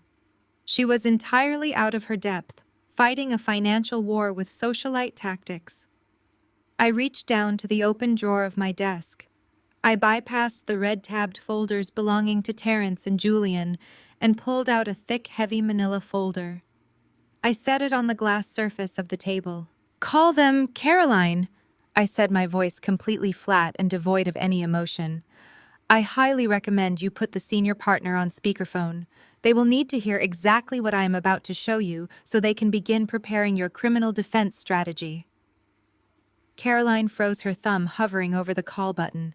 The supreme arrogance in her eyes wavered, replaced by a sudden creeping paranoia. Julian, who had been staring in horror at the documents Terrence had signed, slowly turned his head. "What criminal defense?" Julian asked, his voice barely a whisper. "What are you talking about?" With a swift, practiced motion, I slid the thick manila folder down the length of the 50-foot table. It glided over the polished black surface with a low, menacing hiss, coming to a dead stop exactly 1 inch from Caroline's designer handbag. "Open it," I instructed. Caroline stared at the folder as if it were a live explosive. She swallowed hard, her throat clicking audibly in the quiet room. She looked at her mother, but Vivian was entirely paralyzed, still struggling to process the reality that Terrence had gambled away the family estate. When Caroline refused to move, Julian stepped forward. He snatched the folder off the table and flipped it open. I watched Julian's eyes scan the first page. I watched his brow furrow in confusion, and then a second later, I watched his expression morph into pure, unadulterated terror. "What is this?" Julian demanded, his voice cracking as he flipped wildly through the heavy stack of documents. "Caroline, what are these?" "Those are bank-certified financial records," Julian, I answered, leaning back in my chair and steepling my fingers. For the past 3 years, Caroline has been projecting the image of a successful independent consultant. She drives a Range Rover, she vacations in Monaco, and she buys seasonal designer wardrobes. But her boutique consulting firm has not turned a single dollar of profit since its inception. Caroline let out a strangled, high-pitched gasp. She lunged forward, trying to snatch the papers out of Julian's hands, but he yanked them away, his eyes locked on the pages in horror. To fund her lifestyle, I continued, my voice steady and relentless. Caroline took out a series of massive private loans from unregulated shadow lenders. When those lenders started demanding repayment, she became desperate. She needed to hide hundreds of thousands of dollars in secret shopping debts and unsecured liabilities. So she used your commercial real estate firm to do it. Julian's face drained of all color. He looked at his sister, his mouth hanging open in shock. "You used my company?" he whispered. "Keep reading, Julian," I commanded. "Look at the federal tax returns attached to the back of the file." Julian flipped to the back of the thick stack. His eyes widened to the size of saucers. "Caroline needed a clean corporate entity to absorb her personal debt," I explained, watching the family dynamic entirely disintegrate before my eyes. She funneled her private loans through Julian's holding companies, writing them off as phantom operating expenses. But to execute that transfer, she needed the signature of the primary corporate officer. Julian's hands began to shake so violently that the papers rattled in his grip. "This is my signature," he breathed, staring at the blue ink on the federal tax filings. "But I never signed this. I have never seen these documents in my life." "Exactly," I said softly. "She forged your signature, Julian. She committed federal tax fraud, wire fraud, and corporate embezzlement to hide her shopping addiction from the IRS. And she did it using your name, making you entirely liable for the financial crimes she committed." "You stupid, entitled little brat," Julian roared, turning on Caroline with a sudden explosive fury. He threw the heavy stack of papers directly at her chest. The documents scattered across the floor in a chaotic shower of white paper. "You forged my name on federal returns. You implicated me in tax fraud to buy designer handbags. The IRS will seize everything I have. You are going to prison." Caroline backed away. her hands trembling violently. She looked like she was about to vomit. She opened her mouth to defend herself, to spin another lie, to deflect the blame onto someone else. But she had absolutely nowhere left to hide. The irrefutable bank-certified proof was quite literally resting at her feet. She looked up at me, her eyes brimming with terrified, panicked tears. She was no longer the arrogant socialite who mocked my upbringing. She was a cornered criminal staring at the architect of her destruction. I looked at her dead in the eye, my expression completely hollow. "Your daddy's lawyers can't save you from federal prison, Caroline. Sit down." The command struck her like a physical blow. Her knees buckled. All the fight, all the white privilege, all the manufactured superiority instantly drained from her body. Caroline collapsed into one of the heavy leather chairs, completely silenced, her face bloodless and hollow. She buried her face in her hands, her shoulders shaking with silent, terrified sobs. Terrence was leaning against the glass wall, clutching his chest as if he were having a heart attack. Julian was pacing the room, running his hands through his hair, muttering frantically about tax attorneys and federal auditors. They were broken. In less than 10 minutes, I had systematically dismantled the entire Sterling family empire. But Vivian Sterling was not finished. She had just watched her eldest son bankrupt the family, her youngest son discover he was implicated in federal fraud, and her daughter face imminent criminal prosecution. She watched the legacy she had spent her entire life curating burn to the ground. Vivian stepped up to the edge of the obsidian table. She was shaking with a profound, violent rage. Her polished mask of high society elegance was completely gone, replaced by the feral, desperate snarl of a cornered animal. "You can take his pathetic Carlotte, you gutter trash!" Vivian hissed, her voice vibrating with pure, unadulterated venom. "But you will never touch my estate. It is protected by a multi-generational trust." Vivian slammed her palms flat against the obsidian table. Her pristine white Chanel suit starkly contrasted with the dark, heavy atmosphere of the boardroom. She threw her head back, her authentic pearls clicking together as she looked down her nose at me. "You are a parasite!" Vivian spat, her voice shaking with righteous fury. "You infiltrated my family. You manipulated my son. But you will never ever touch the Sterling estate. My grandfather laid the foundation of that house. Generations of Sterlings have walked those halls. It is a fortress protected by an ironclad multi-generational trust. It cannot be sold, it cannot be seized, and it certainly cannot be taken by a nobody from a group home who thinks a tailored suit makes her our equal." I let her finish. I let her breathe the rarefied air of her delusion for a few final precious seconds. I looked at the woman who had spent 5 years treating me like a stray dog, who had mocked my background to her society friends, who had actively cheered when her son threw me out on the lawn. A slow, razor-sharp smile spread across my face. It was not a smile of joy. It was the chilling, absolute smile of an apex predator closing its jaws. I reached into the leather briefcase resting by my feet. I bypassed the standard corporate filings and pulled out a single heavy document folder. Stamped across the top right corner in bright, unmistakable red ink was the word "secured." I placed the folder flat against the glass-like surface of the 50-foot table. With a firm push of my index fingers, I sent the document sliding down the length of the table directly toward Vivian. "Open it, Vivian," I instructed, my voice entirely devoid of warmth. Vivian glared at me.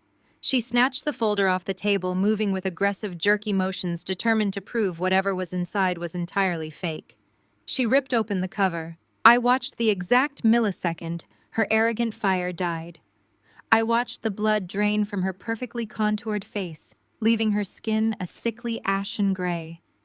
Her hands, previously braced with anger, began to tremble so violently that the thick parchment pages rattled against the table. She was staring at a certified copy of a commercial deed transfer and a master collateral pledge agreement. Vanguard Equities letterhead sat at the top.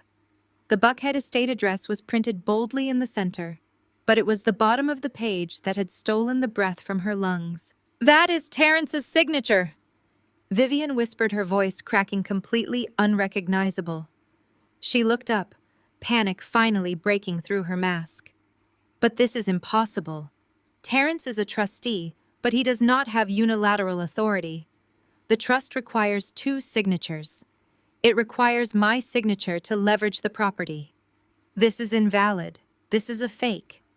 Look closer at page 4, Vivian, I said, leaning back in my chair. She scrambled to turn the pages, her manicured nails catching on the paper. She found page 4, the guarantor authorization sheet. She stared at the blue ink on the bottom line. She blinked rapidly, bringing the paper closer to her face as if her eyes were deceiving her. It was her signature, flawless, authentic, and legally binding. How Vivian gasped, looking frantically from the paper to me. I never signed this. I would never put a lien on the estate. You forged this. I did not forge anything, I replied smoothly. Your son, however, is a master of deception. Tell me, Vivian, do you recall the country club luncheon last month? The afternoon Terrence rushed in sweating and panicked, interrupting your game of tennis. He brought you a thick stack of annual corporate tax filings. He told you the accountant needed your signature immediately to avoid a massive IRS penalty against the family trust. Vivian froze. Her mouth fell slightly open as the memory washed over her. You trust your golden boy? I continued, my voice echoing in the silent room. You have spent your entire life believing Terrence could do no wrong. You did not read the papers. You did not call your attorney. You just took the gold pen he handed you and signed exactly where he pointed. Vivian turned her head slowly. The movement was stiff, mechanical. She looked at Terrence, who was currently pressed against the glass wall of the boardroom, looking like a man facing a firing squad. He was sweating profusely, his eyes darting toward the door, as if calculating his chances of escaping the room. He buried the collateral guarantor agreement right in the middle of those tax forms, I stated, delivering the final fatal blow to the Sterling family dynamic. Terrence secretly remortgaged your ancestral home to save his failing luxury car dealership. He used your blind, unwavering devotion to trick you into signing away the very foundation of your bloodline. Terrence, Vivian breathed out. The word was not a question. It was a death sentence. Mother, I can fix it, Terrence stammered, holding his hands up defensively. I was going to pay it back. I just needed the bridge loan for 30 days to clear my inventory. It was a temporary hold. I never thought Vanguard would actually call the note. You sold my house, Vivian said, her voice dropping into a low, terrifying register. She stepped away from the table, walking slowly toward her eldest son. You mortgaged the estate my grandfather built, the house you grew up in. To save a car lot you ran into the ground. I am the man of this family, Terrence suddenly shouted, a pathetic attempt to reclaim his dominance. Julian is useless. Caroline is a liability. I was the only one bringing in real money. I had to protect the brand. I had to protect the image. The image is gone, I interrupted, cutting his rant dead. The $5 million I wired to your dealership did not go toward inventory, Terrence. It was immediately swallowed by your outstanding vendor debts and shadow lenders. You are entirely bankrupt. And because you defaulted at 8:01 this morning, the Buckhead estate now belongs to Vanguard Equities. Vivian looked back at me. The matriarch of the Sterling family, the woman who had terrorized me for 5 years, looked entirely broken. She gripped the back of her leather chair just to stay standing. You planned this, Vivian whispered, tears finally spilling over her lashes, ruining her expensive makeup. You orchestrated all of this to destroy us. I did not force Caroline to commit tax fraud, I replied calmly. I did not force Julian to run a shell game with his commercial properties, and I certainly did not force Terrence to trick his own mother into signing away her home. I simply bought your debt and let your own greed do the rest. I stood up, adjusting the cuffs of my blazer. I looked down at the ruined, pathetic remnants of the people who had once thought they were untouchable kings and queens of Atlanta. Security will be at the Buckhead estate at 5 p.m. to begin the eviction process, Vivian, I informed her. I suggest you leave this building and start packing. You have a lot of history to put into cardboard boxes. Vivian stood completely paralyzed for exactly 3 seconds. The immaculate, untouchable matriarch of the Sterling family was finally forced to process the absolute loss of her kingdom. Her gaze slowly shifted from my face to Terrence. He was still backed against the glass wall of the boardroom, his mouth opening and closing as he searched for a lie that could save him. He found nothing. Vivian closed the distance between them in two sharp, aggressive strides. She raised her hand and struck Terence across the face. The slap was so violent, so fueled by decades of pristine arrogance, suddenly turning to ash, that the sharp crack of the impact echoed off the glass walls. Terence's head snapped to the side. A bright red handprint immediately began to bloom across his jawline. Before Terence could even utter a single word of defense, the united front of the perfect family shattered entirely. Julian, completely unhinged by the terrifying reality of federal tax fraud, lunged forward. Having just processed Caroline's forgery, he turned his rage directly on her, grabbing the back of her leather chair and shaking it so hard she shrieked in terror. "You ruined me!" Julian screamed, the veins in his forehead protruding. "You forged my name to buy shoes and vacations. The IRS is going to seize everything I have left. I am going to lose my firm, and I am going to spend the next 10 years in a federal penitentiary because you could not stop spending money we did not have. I will testify against you myself. I will hand you over to the feds to save my own skin." Caroline scrambled out of the chair, batting his hands away. Her perfectly styled hair fell in messy strands across her tear-stained face. "You were already bankrupt," Caroline shrieked back, her voice completely hysterical. "Do not pretend you are innocent. You have been shuffling money around for years to look like a mogul. We are all broke. You are just mad that I got caught first." Vivian turned her rage from Terence back to Julian and Caroline. "Stop it!" Vivian commanded, her voice ragged and desperate. "We have to call the attorneys. We have to freeze these transactions. Terence, call your grandfather's firm right now. There is no firm that can fix this." Mother Terence yelled, finally snapping back at her, his voice breaking under the weight of his total failure. "The money is gone. The cars are gone. It is over." They were tearing each other apart. The polished, arrogant elite who had spent their entire lives looking down on everyone else were now reduced to rabid wolves locked in a cage.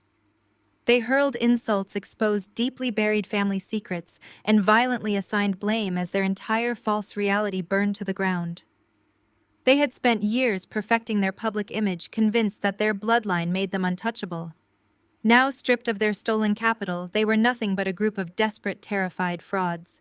I did not yell. I did not gloat. I simply broke eye contact with the chaos and reached for my black leather briefcase resting on the table. Moving with methodical, unhurried precision, I began to pack my things. I placed my gold fountain pen into its velvet slot. I gathered the bank-certified financial records exposing Caroline's fraud and slid them neatly into their designated compartment. I picked up the red-tabbed dossier containing the ruin of Julian's commercial real estate empire and tucked it away. I let their screaming wash over me like background noise.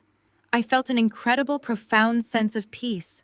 For 5 years I had endured their whispers, their condescension, and their blatant cruelty. I had sat silently at their dinner table while they treated my very existence like a stain on their pristine lineage. I had played the quiet, submissive wife while they funded their toxic illusions with my company's capital. Now the debt was paid in full. I snapped the brass locks of my briefcase shut. The sharp metallic clicks cut through the shouting, causing Julian to flinch. I picked up a single crisp white envelope from the table. It was the only item I had not packed away. I walked around the massive obsidian table, stepping directly into the center of their bitter, vicious argument. They fell silent as I approached. They looked at me with a mixture of absolute hatred and paralyzing fear. I stopped directly in front of Terence. He was trembling, staring at the envelope in my hand, as if it contained a live explosive. I held it out to him. He did not move to take it, so I simply tucked it into the breast pocket of his expensive, useless navy suit. "This is a formal notice of foreclosure and immediate seizure of property," I said, my voice smooth and perfectly level. "Vanguard Equity's security personnel will arrive at the Buckhead estate promptly at 5 p.m. tomorrow to change the locks and secure the premises." I looked at Vivian, who was clutching her chest, breathing in shallow, panicked gasps. Then I looked back at the man I had once married.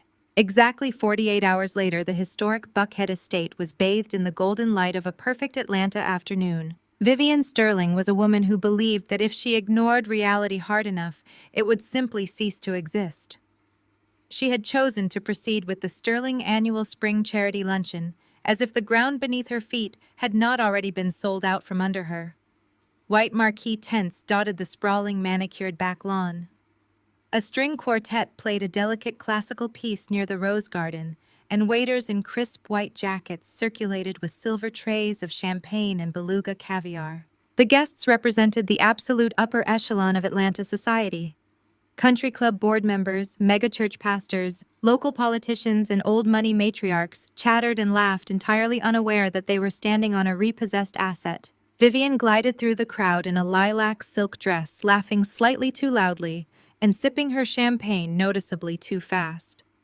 Caroline was huddled in a corner, with a tight, terrified smile, constantly checking her phone, likely waiting for the federal agents to arrive at any moment. Julian was completely absent, having fled the city to desperately consult with bankruptcy lawyers to save his own skin. Terrence stood near the outdoor bar, sweating profusely through his custom linen suit, downing his third scotch of the hour. They were ghosts, haunting a life they no longer owned, performing a desperate pantomime of extreme wealth. The illusion shattered at exactly 1:15 p.m. The heavy wrought iron gates at the front of the estate did not just open, they were forced back by a heavy-duty municipal tow truck. Behind it rolled three massive, pristine white Vanguard Equities moving trucks, their heavy diesel engines rumbling aggressively. But leading the convoy was a black Fulton County Sheriff's Department cruiser, its blue and red lights flashing silently, casting harsh reflections against the brick facade of the historic mansion. I pulled up right behind the sheriff in my black town car.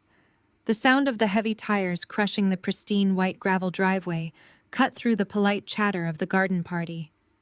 The string quartet faltered, the cellist dragging a harsh, discordant note across his strings before the music stopped entirely. The silence that swept over the 200 guests was instantaneous and suffocating. Conversations died in people's throats. Champagne flutes were lowered. I stepped out of my car.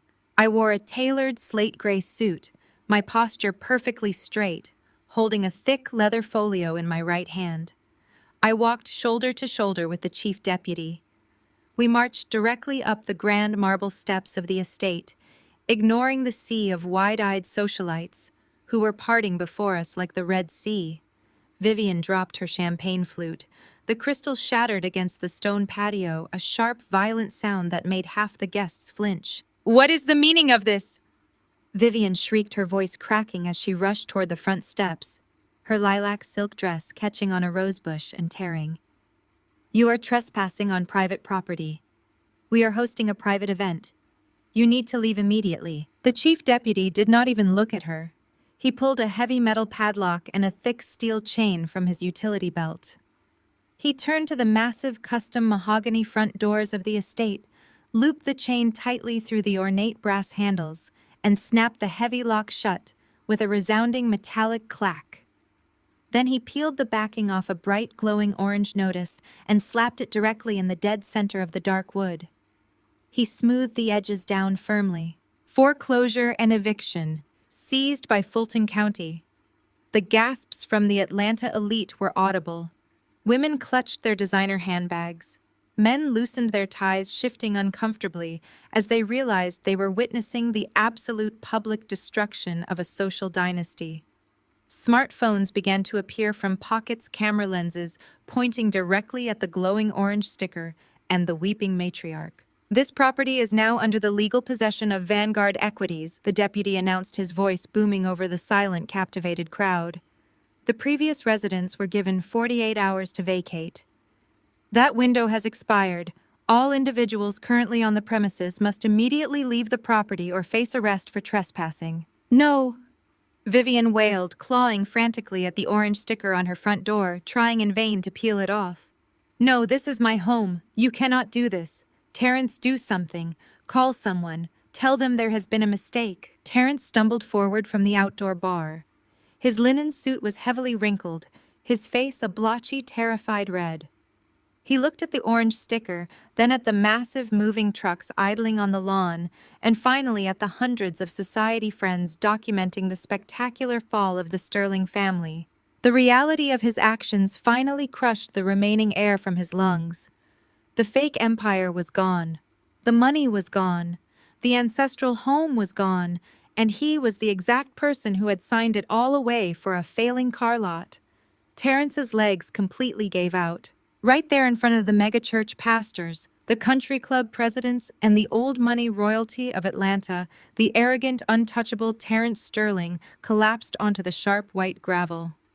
He fell heavily to his knees, his hands scraping against the stones, and looked up at me with tears streaming down his face. "Jada, please," Terrence sobbed, his voice raw and pathetic, echoing across the perfectly silent lawn. "Please, I am begging you. Take the cars. Take the commercial lots. I will sign whatever you want. But please do not do this to my mother in front of everyone. Do not take the house today. Give me a chance to fix it. I will do anything. Have mercy." I stood above him on the marble steps, my shadow falling directly across his shaking, kneeling frame. I looked out at the frozen crowd of elites who had once looked at me with the exact same disgust that Terrence and Vivian had. Then I looked down at the man who had thrown me out onto the street with nothing but a garbage bag of clothes 5 years ago. I slowly descended the marble steps. I walked deliberately until the toes of my heels were inches from his bruised knees.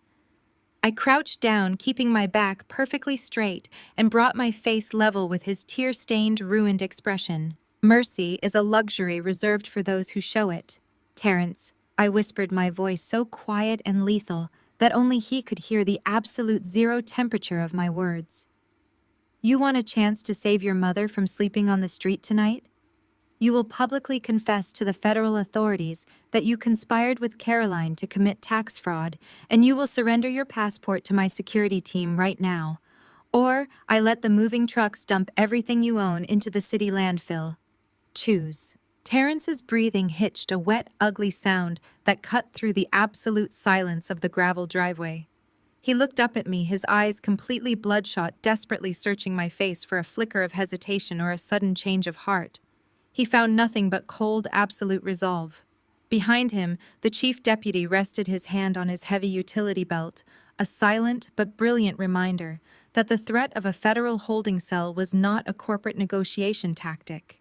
It was an imminent reality. "I will do it," Terrence choked out, his voice scraping painfully against his throat. "I will do whatever you want. Just do not send me to prison, please."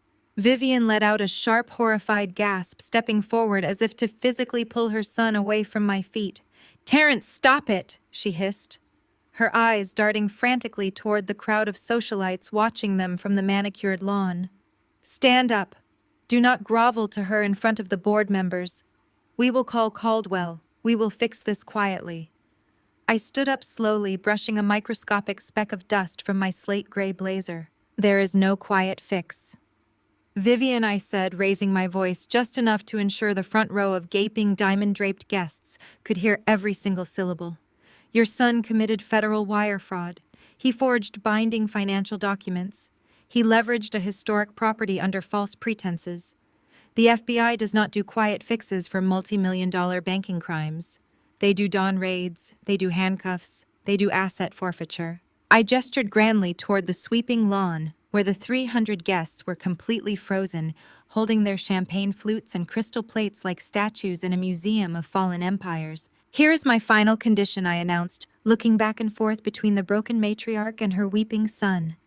"You are going to walk over to that pristine white marquee tent. You are going to take the microphone from the string quartet, and you are going to tell every single one of your country club friends, your megachurch pastors, and your charity board members exactly why there is a Fulton County foreclosure notice nailed to your front door." Vivian physically recoiled, clutching her pearl necklace so tightly the heavy silk string looked ready to snap. "I will absolutely not do that," she whispered, her face twisting in pure, unfiltered horror. "You cannot humiliate us like this. It will destroy the Sterling name forever. We will be laughingstocks." "Your son already destroyed the Sterling name," I corrected her, my tone completely merciless. "I am simply forcing you to read the obituary. You will tell them that you are entirely bankrupt. You will tell them that Terrence stole from his own mother to fund a fraudulent lifestyle. And you will tell them that your only saving grace, your only chance of avoiding federal prison was granted by the woman you spent 5 years calling a worthless stray from South Atlanta. I checked the gold watch on my wrist. You have exactly 60 seconds to walk to that microphone. If you refuse, the deputy arrests Terrence for fraud right here on the gravel, and the moving trucks empty your ancestral home directly onto the street. Start walking. Terrence did not hesitate.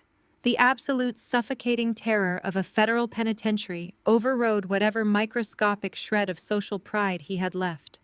He scrambled to his feet, his custom linen suit stained with dirt and gravel dust. He grabbed his mother by the arm, his grip desperate and bruising.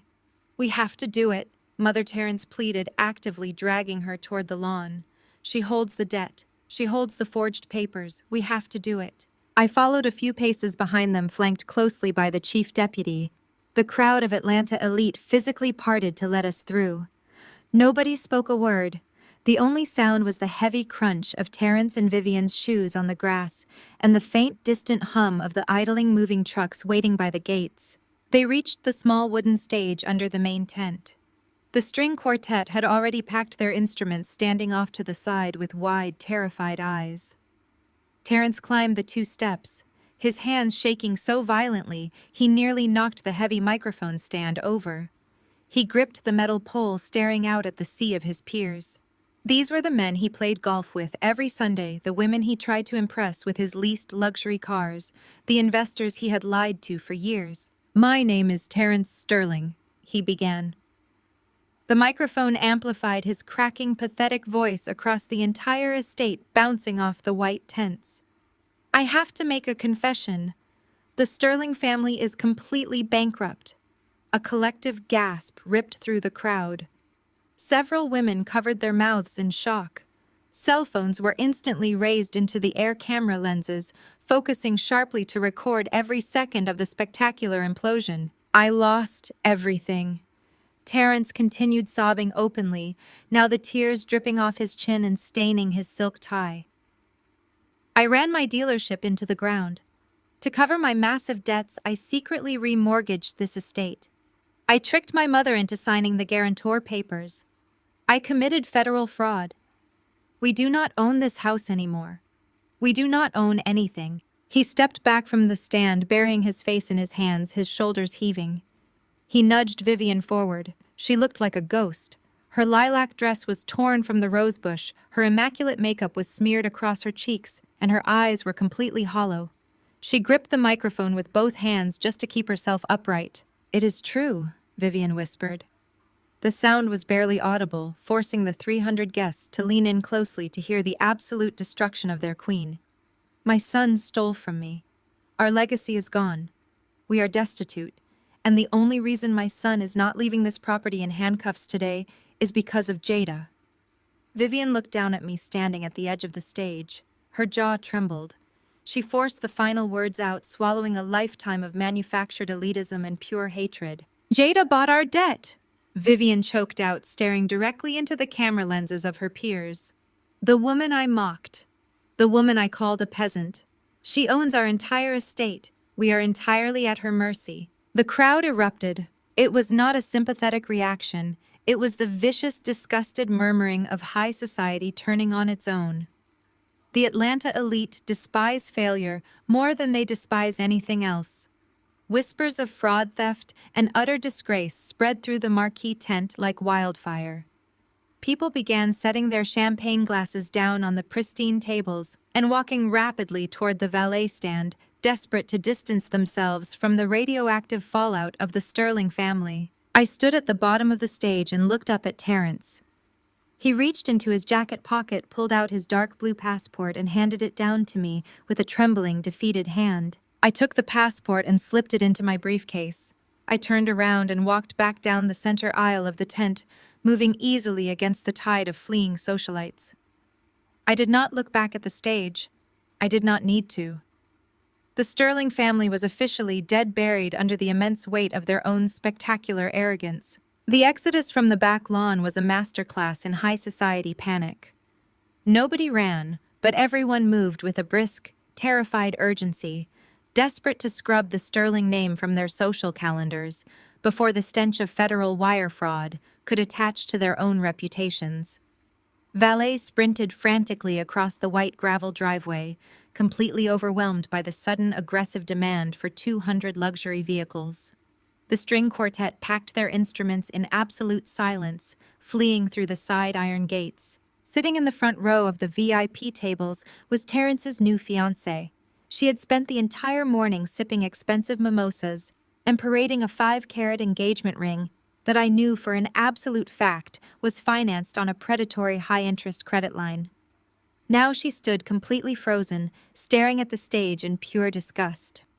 The mimosa slipped from her manicured fingers, the crystal glass shattering sharply over her designer shoes.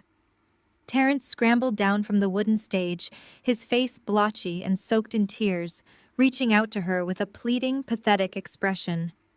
She did not even blink.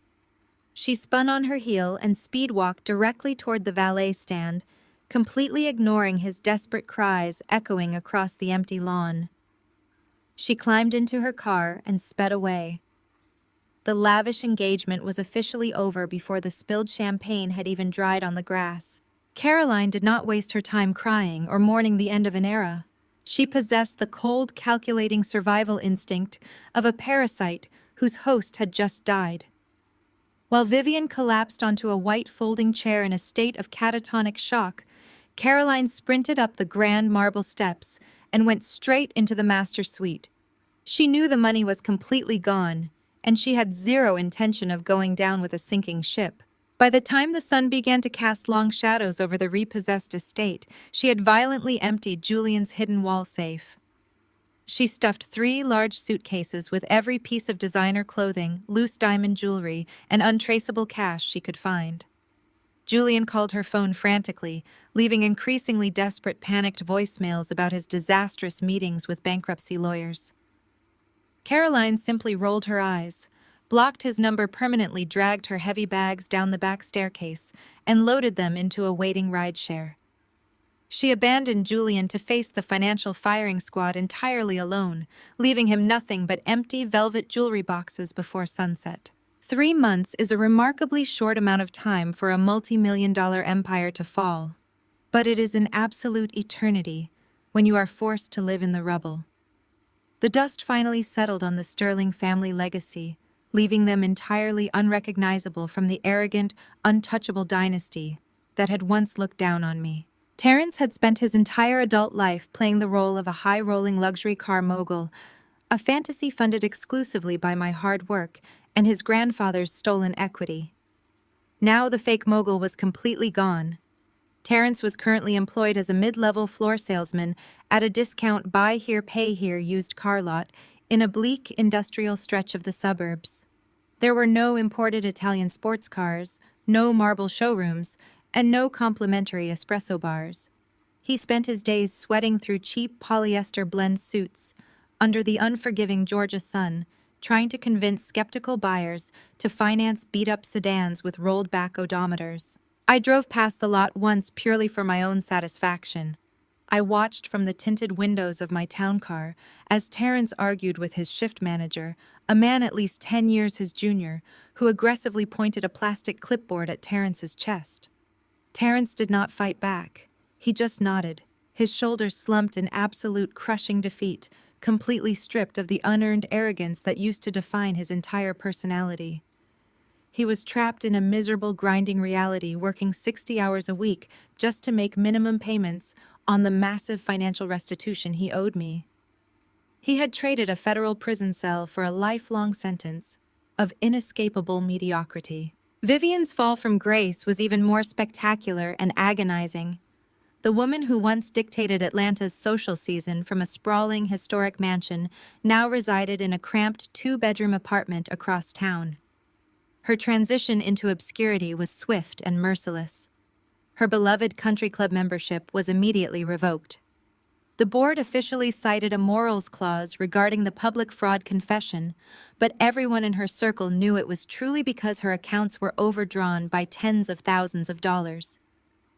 She was forced to trade imported marble floors for cheap peeling linoleum and a staff of housekeepers for the deafening, isolated silence of a tiny living room. Her greatest humiliation, however, came from the very institution she had used to flaunt her moral superiority. A few weeks after her public eviction, Vivian attempted to attend Sunday service at her exclusive megachurch. She desperately wanted to cling to the last shred of her former elite identity. She walked up the sweeping sanctuary steps in her best remaining dress, expecting her usual VIP seating near the altar. Instead, she was intercepted by the head usher. He did not smile.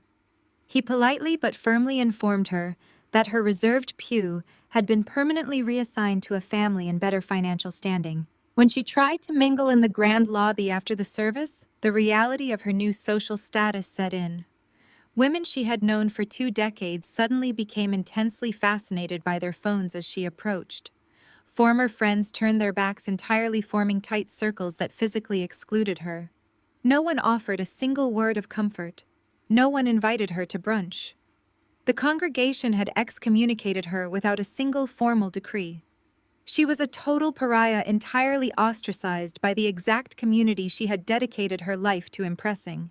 They were finally experiencing the exact isolation, disrespect, and contempt they had subjected me to for 5 years. But unlike them, I had never deserved it. The legal dissolution of my marriage took exactly 4 minutes before a Fulton County judge. Terrence did not even bother to show up to the final hearing. His court-appointed public defender sat silently as my legal team submitted the mountain of evidence, detailing his financial crimes, the forged collateral documents, and the staggering debt he owed directly to Vanguard Equities. Because his fraudulent liabilities far exceeded any marital assets he could possibly claim, the settlement was an absolute bloodbath. I walked away with 100% of my company, my personal accounts, and my investments completely untouched. Terrence was left with nothing but the clothes in his cheap suitcase and a court-ordered restitution plan that would garnish his used car lot wages until the day he died. But the true masterstroke was what I did with the sterling crown jewel. Vivian had spent decades treating that historic Buckhead estate like a sacred monument to her bloodline. I treated it like a highly liquid asset. Less than a month after the Fulton County Sheriff locked the front doors, I sold the entire property to a ruthless commercial developer. I did not just sell the house. I stipulated in the contract that the mansion was to be leveled. Watching the bulldozers tear through Vivian's prized rose garden and smash the marble columns of her grand foyer was a uniquely satisfying experience. The developer transformed the sacred Sterling grounds into a high-end mixed-use retail complex. I walked away from the sale with a profit margin that defied logic, adding 8 figures of liquid capital to my firm's accounts. I did not need the money. Vanguard Equities was already a juggernaut, and my personal wealth had long since surpassed anything the Sterlings had ever possessed, even at the height of their fraudulent empire. But I wanted that specific money, the capital harvested directly from the ruins of Vivian's arrogance, to serve a very specific purpose. The Sterlings had spent their entire lives hoarding resources, building walls, and looking down on anyone who did not possess their imaginary pedigree. They had called me a peasant. They had mocked my background and treated my very existence as an insult to their lineage. So I took the millions generated from the destruction of their estate and used it to build a door for the exact people they despised. I opened a state-of-the-art technology and finance incubator in the heart of downtown Atlanta. The facility was pristine, spanning 3 floors of a newly renovated high-rise, packed with the latest servers, collaborative workspaces, and direct access to top-tier venture capitalists. But it was not open to the public. It was exclusively dedicated to African American youth transitioning out of the foster care system. These were brilliant, hungry, capable young adults who had been discarded by society, kids who had grown up being told they were not enough. I hired elite financial advisors, coding experts, and business strategists to train them, fund their startups, and teach them how to navigate the ruthless corporate landscape. I made sure they were heavily armed with capital knowledge and absolute confidence. They would never have to grovel to people like Vivian Sterling. They would never have to fight for the scraps left behind by the arrogant elite. They were going to own the table. 6 months after the incubator launched, I stood alone in my corner office on the top floor of the Vanguard Equities building. The floor-to-ceiling glass windows offered a panoramic, unobstructed view of the sprawling Atlanta skyline. The sun was just beginning to set, casting a brilliant wash of fiery orange and deep violet across the glass skyscrapers. The city was alive, buzzing with power and commerce, and I owned my piece of it outright. I raised my right hand and rested it against the cool glass of the window. The fading sunlight caught the edges of the ring on my index finger, sending a sharp, blinding prism of light dancing across the dark walls of my office.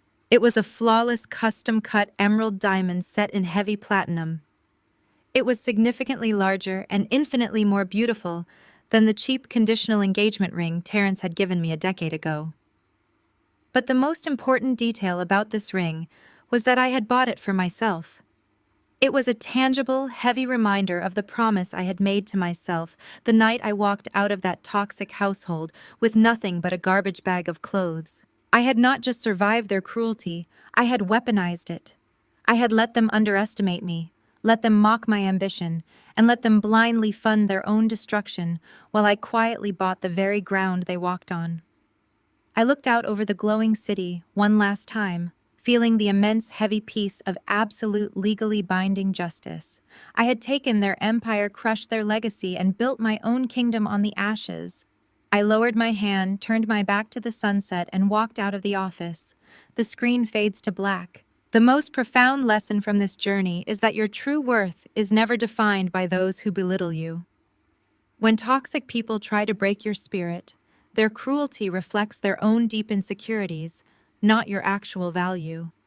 True power comes from walking away from their conditional approval and quietly building your own unshakable financial and emotional foundation.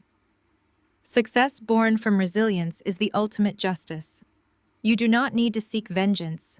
You simply need to rise above their reach and use your triumph to uplift others. Please share your own story of overcoming toxic family dynamics below.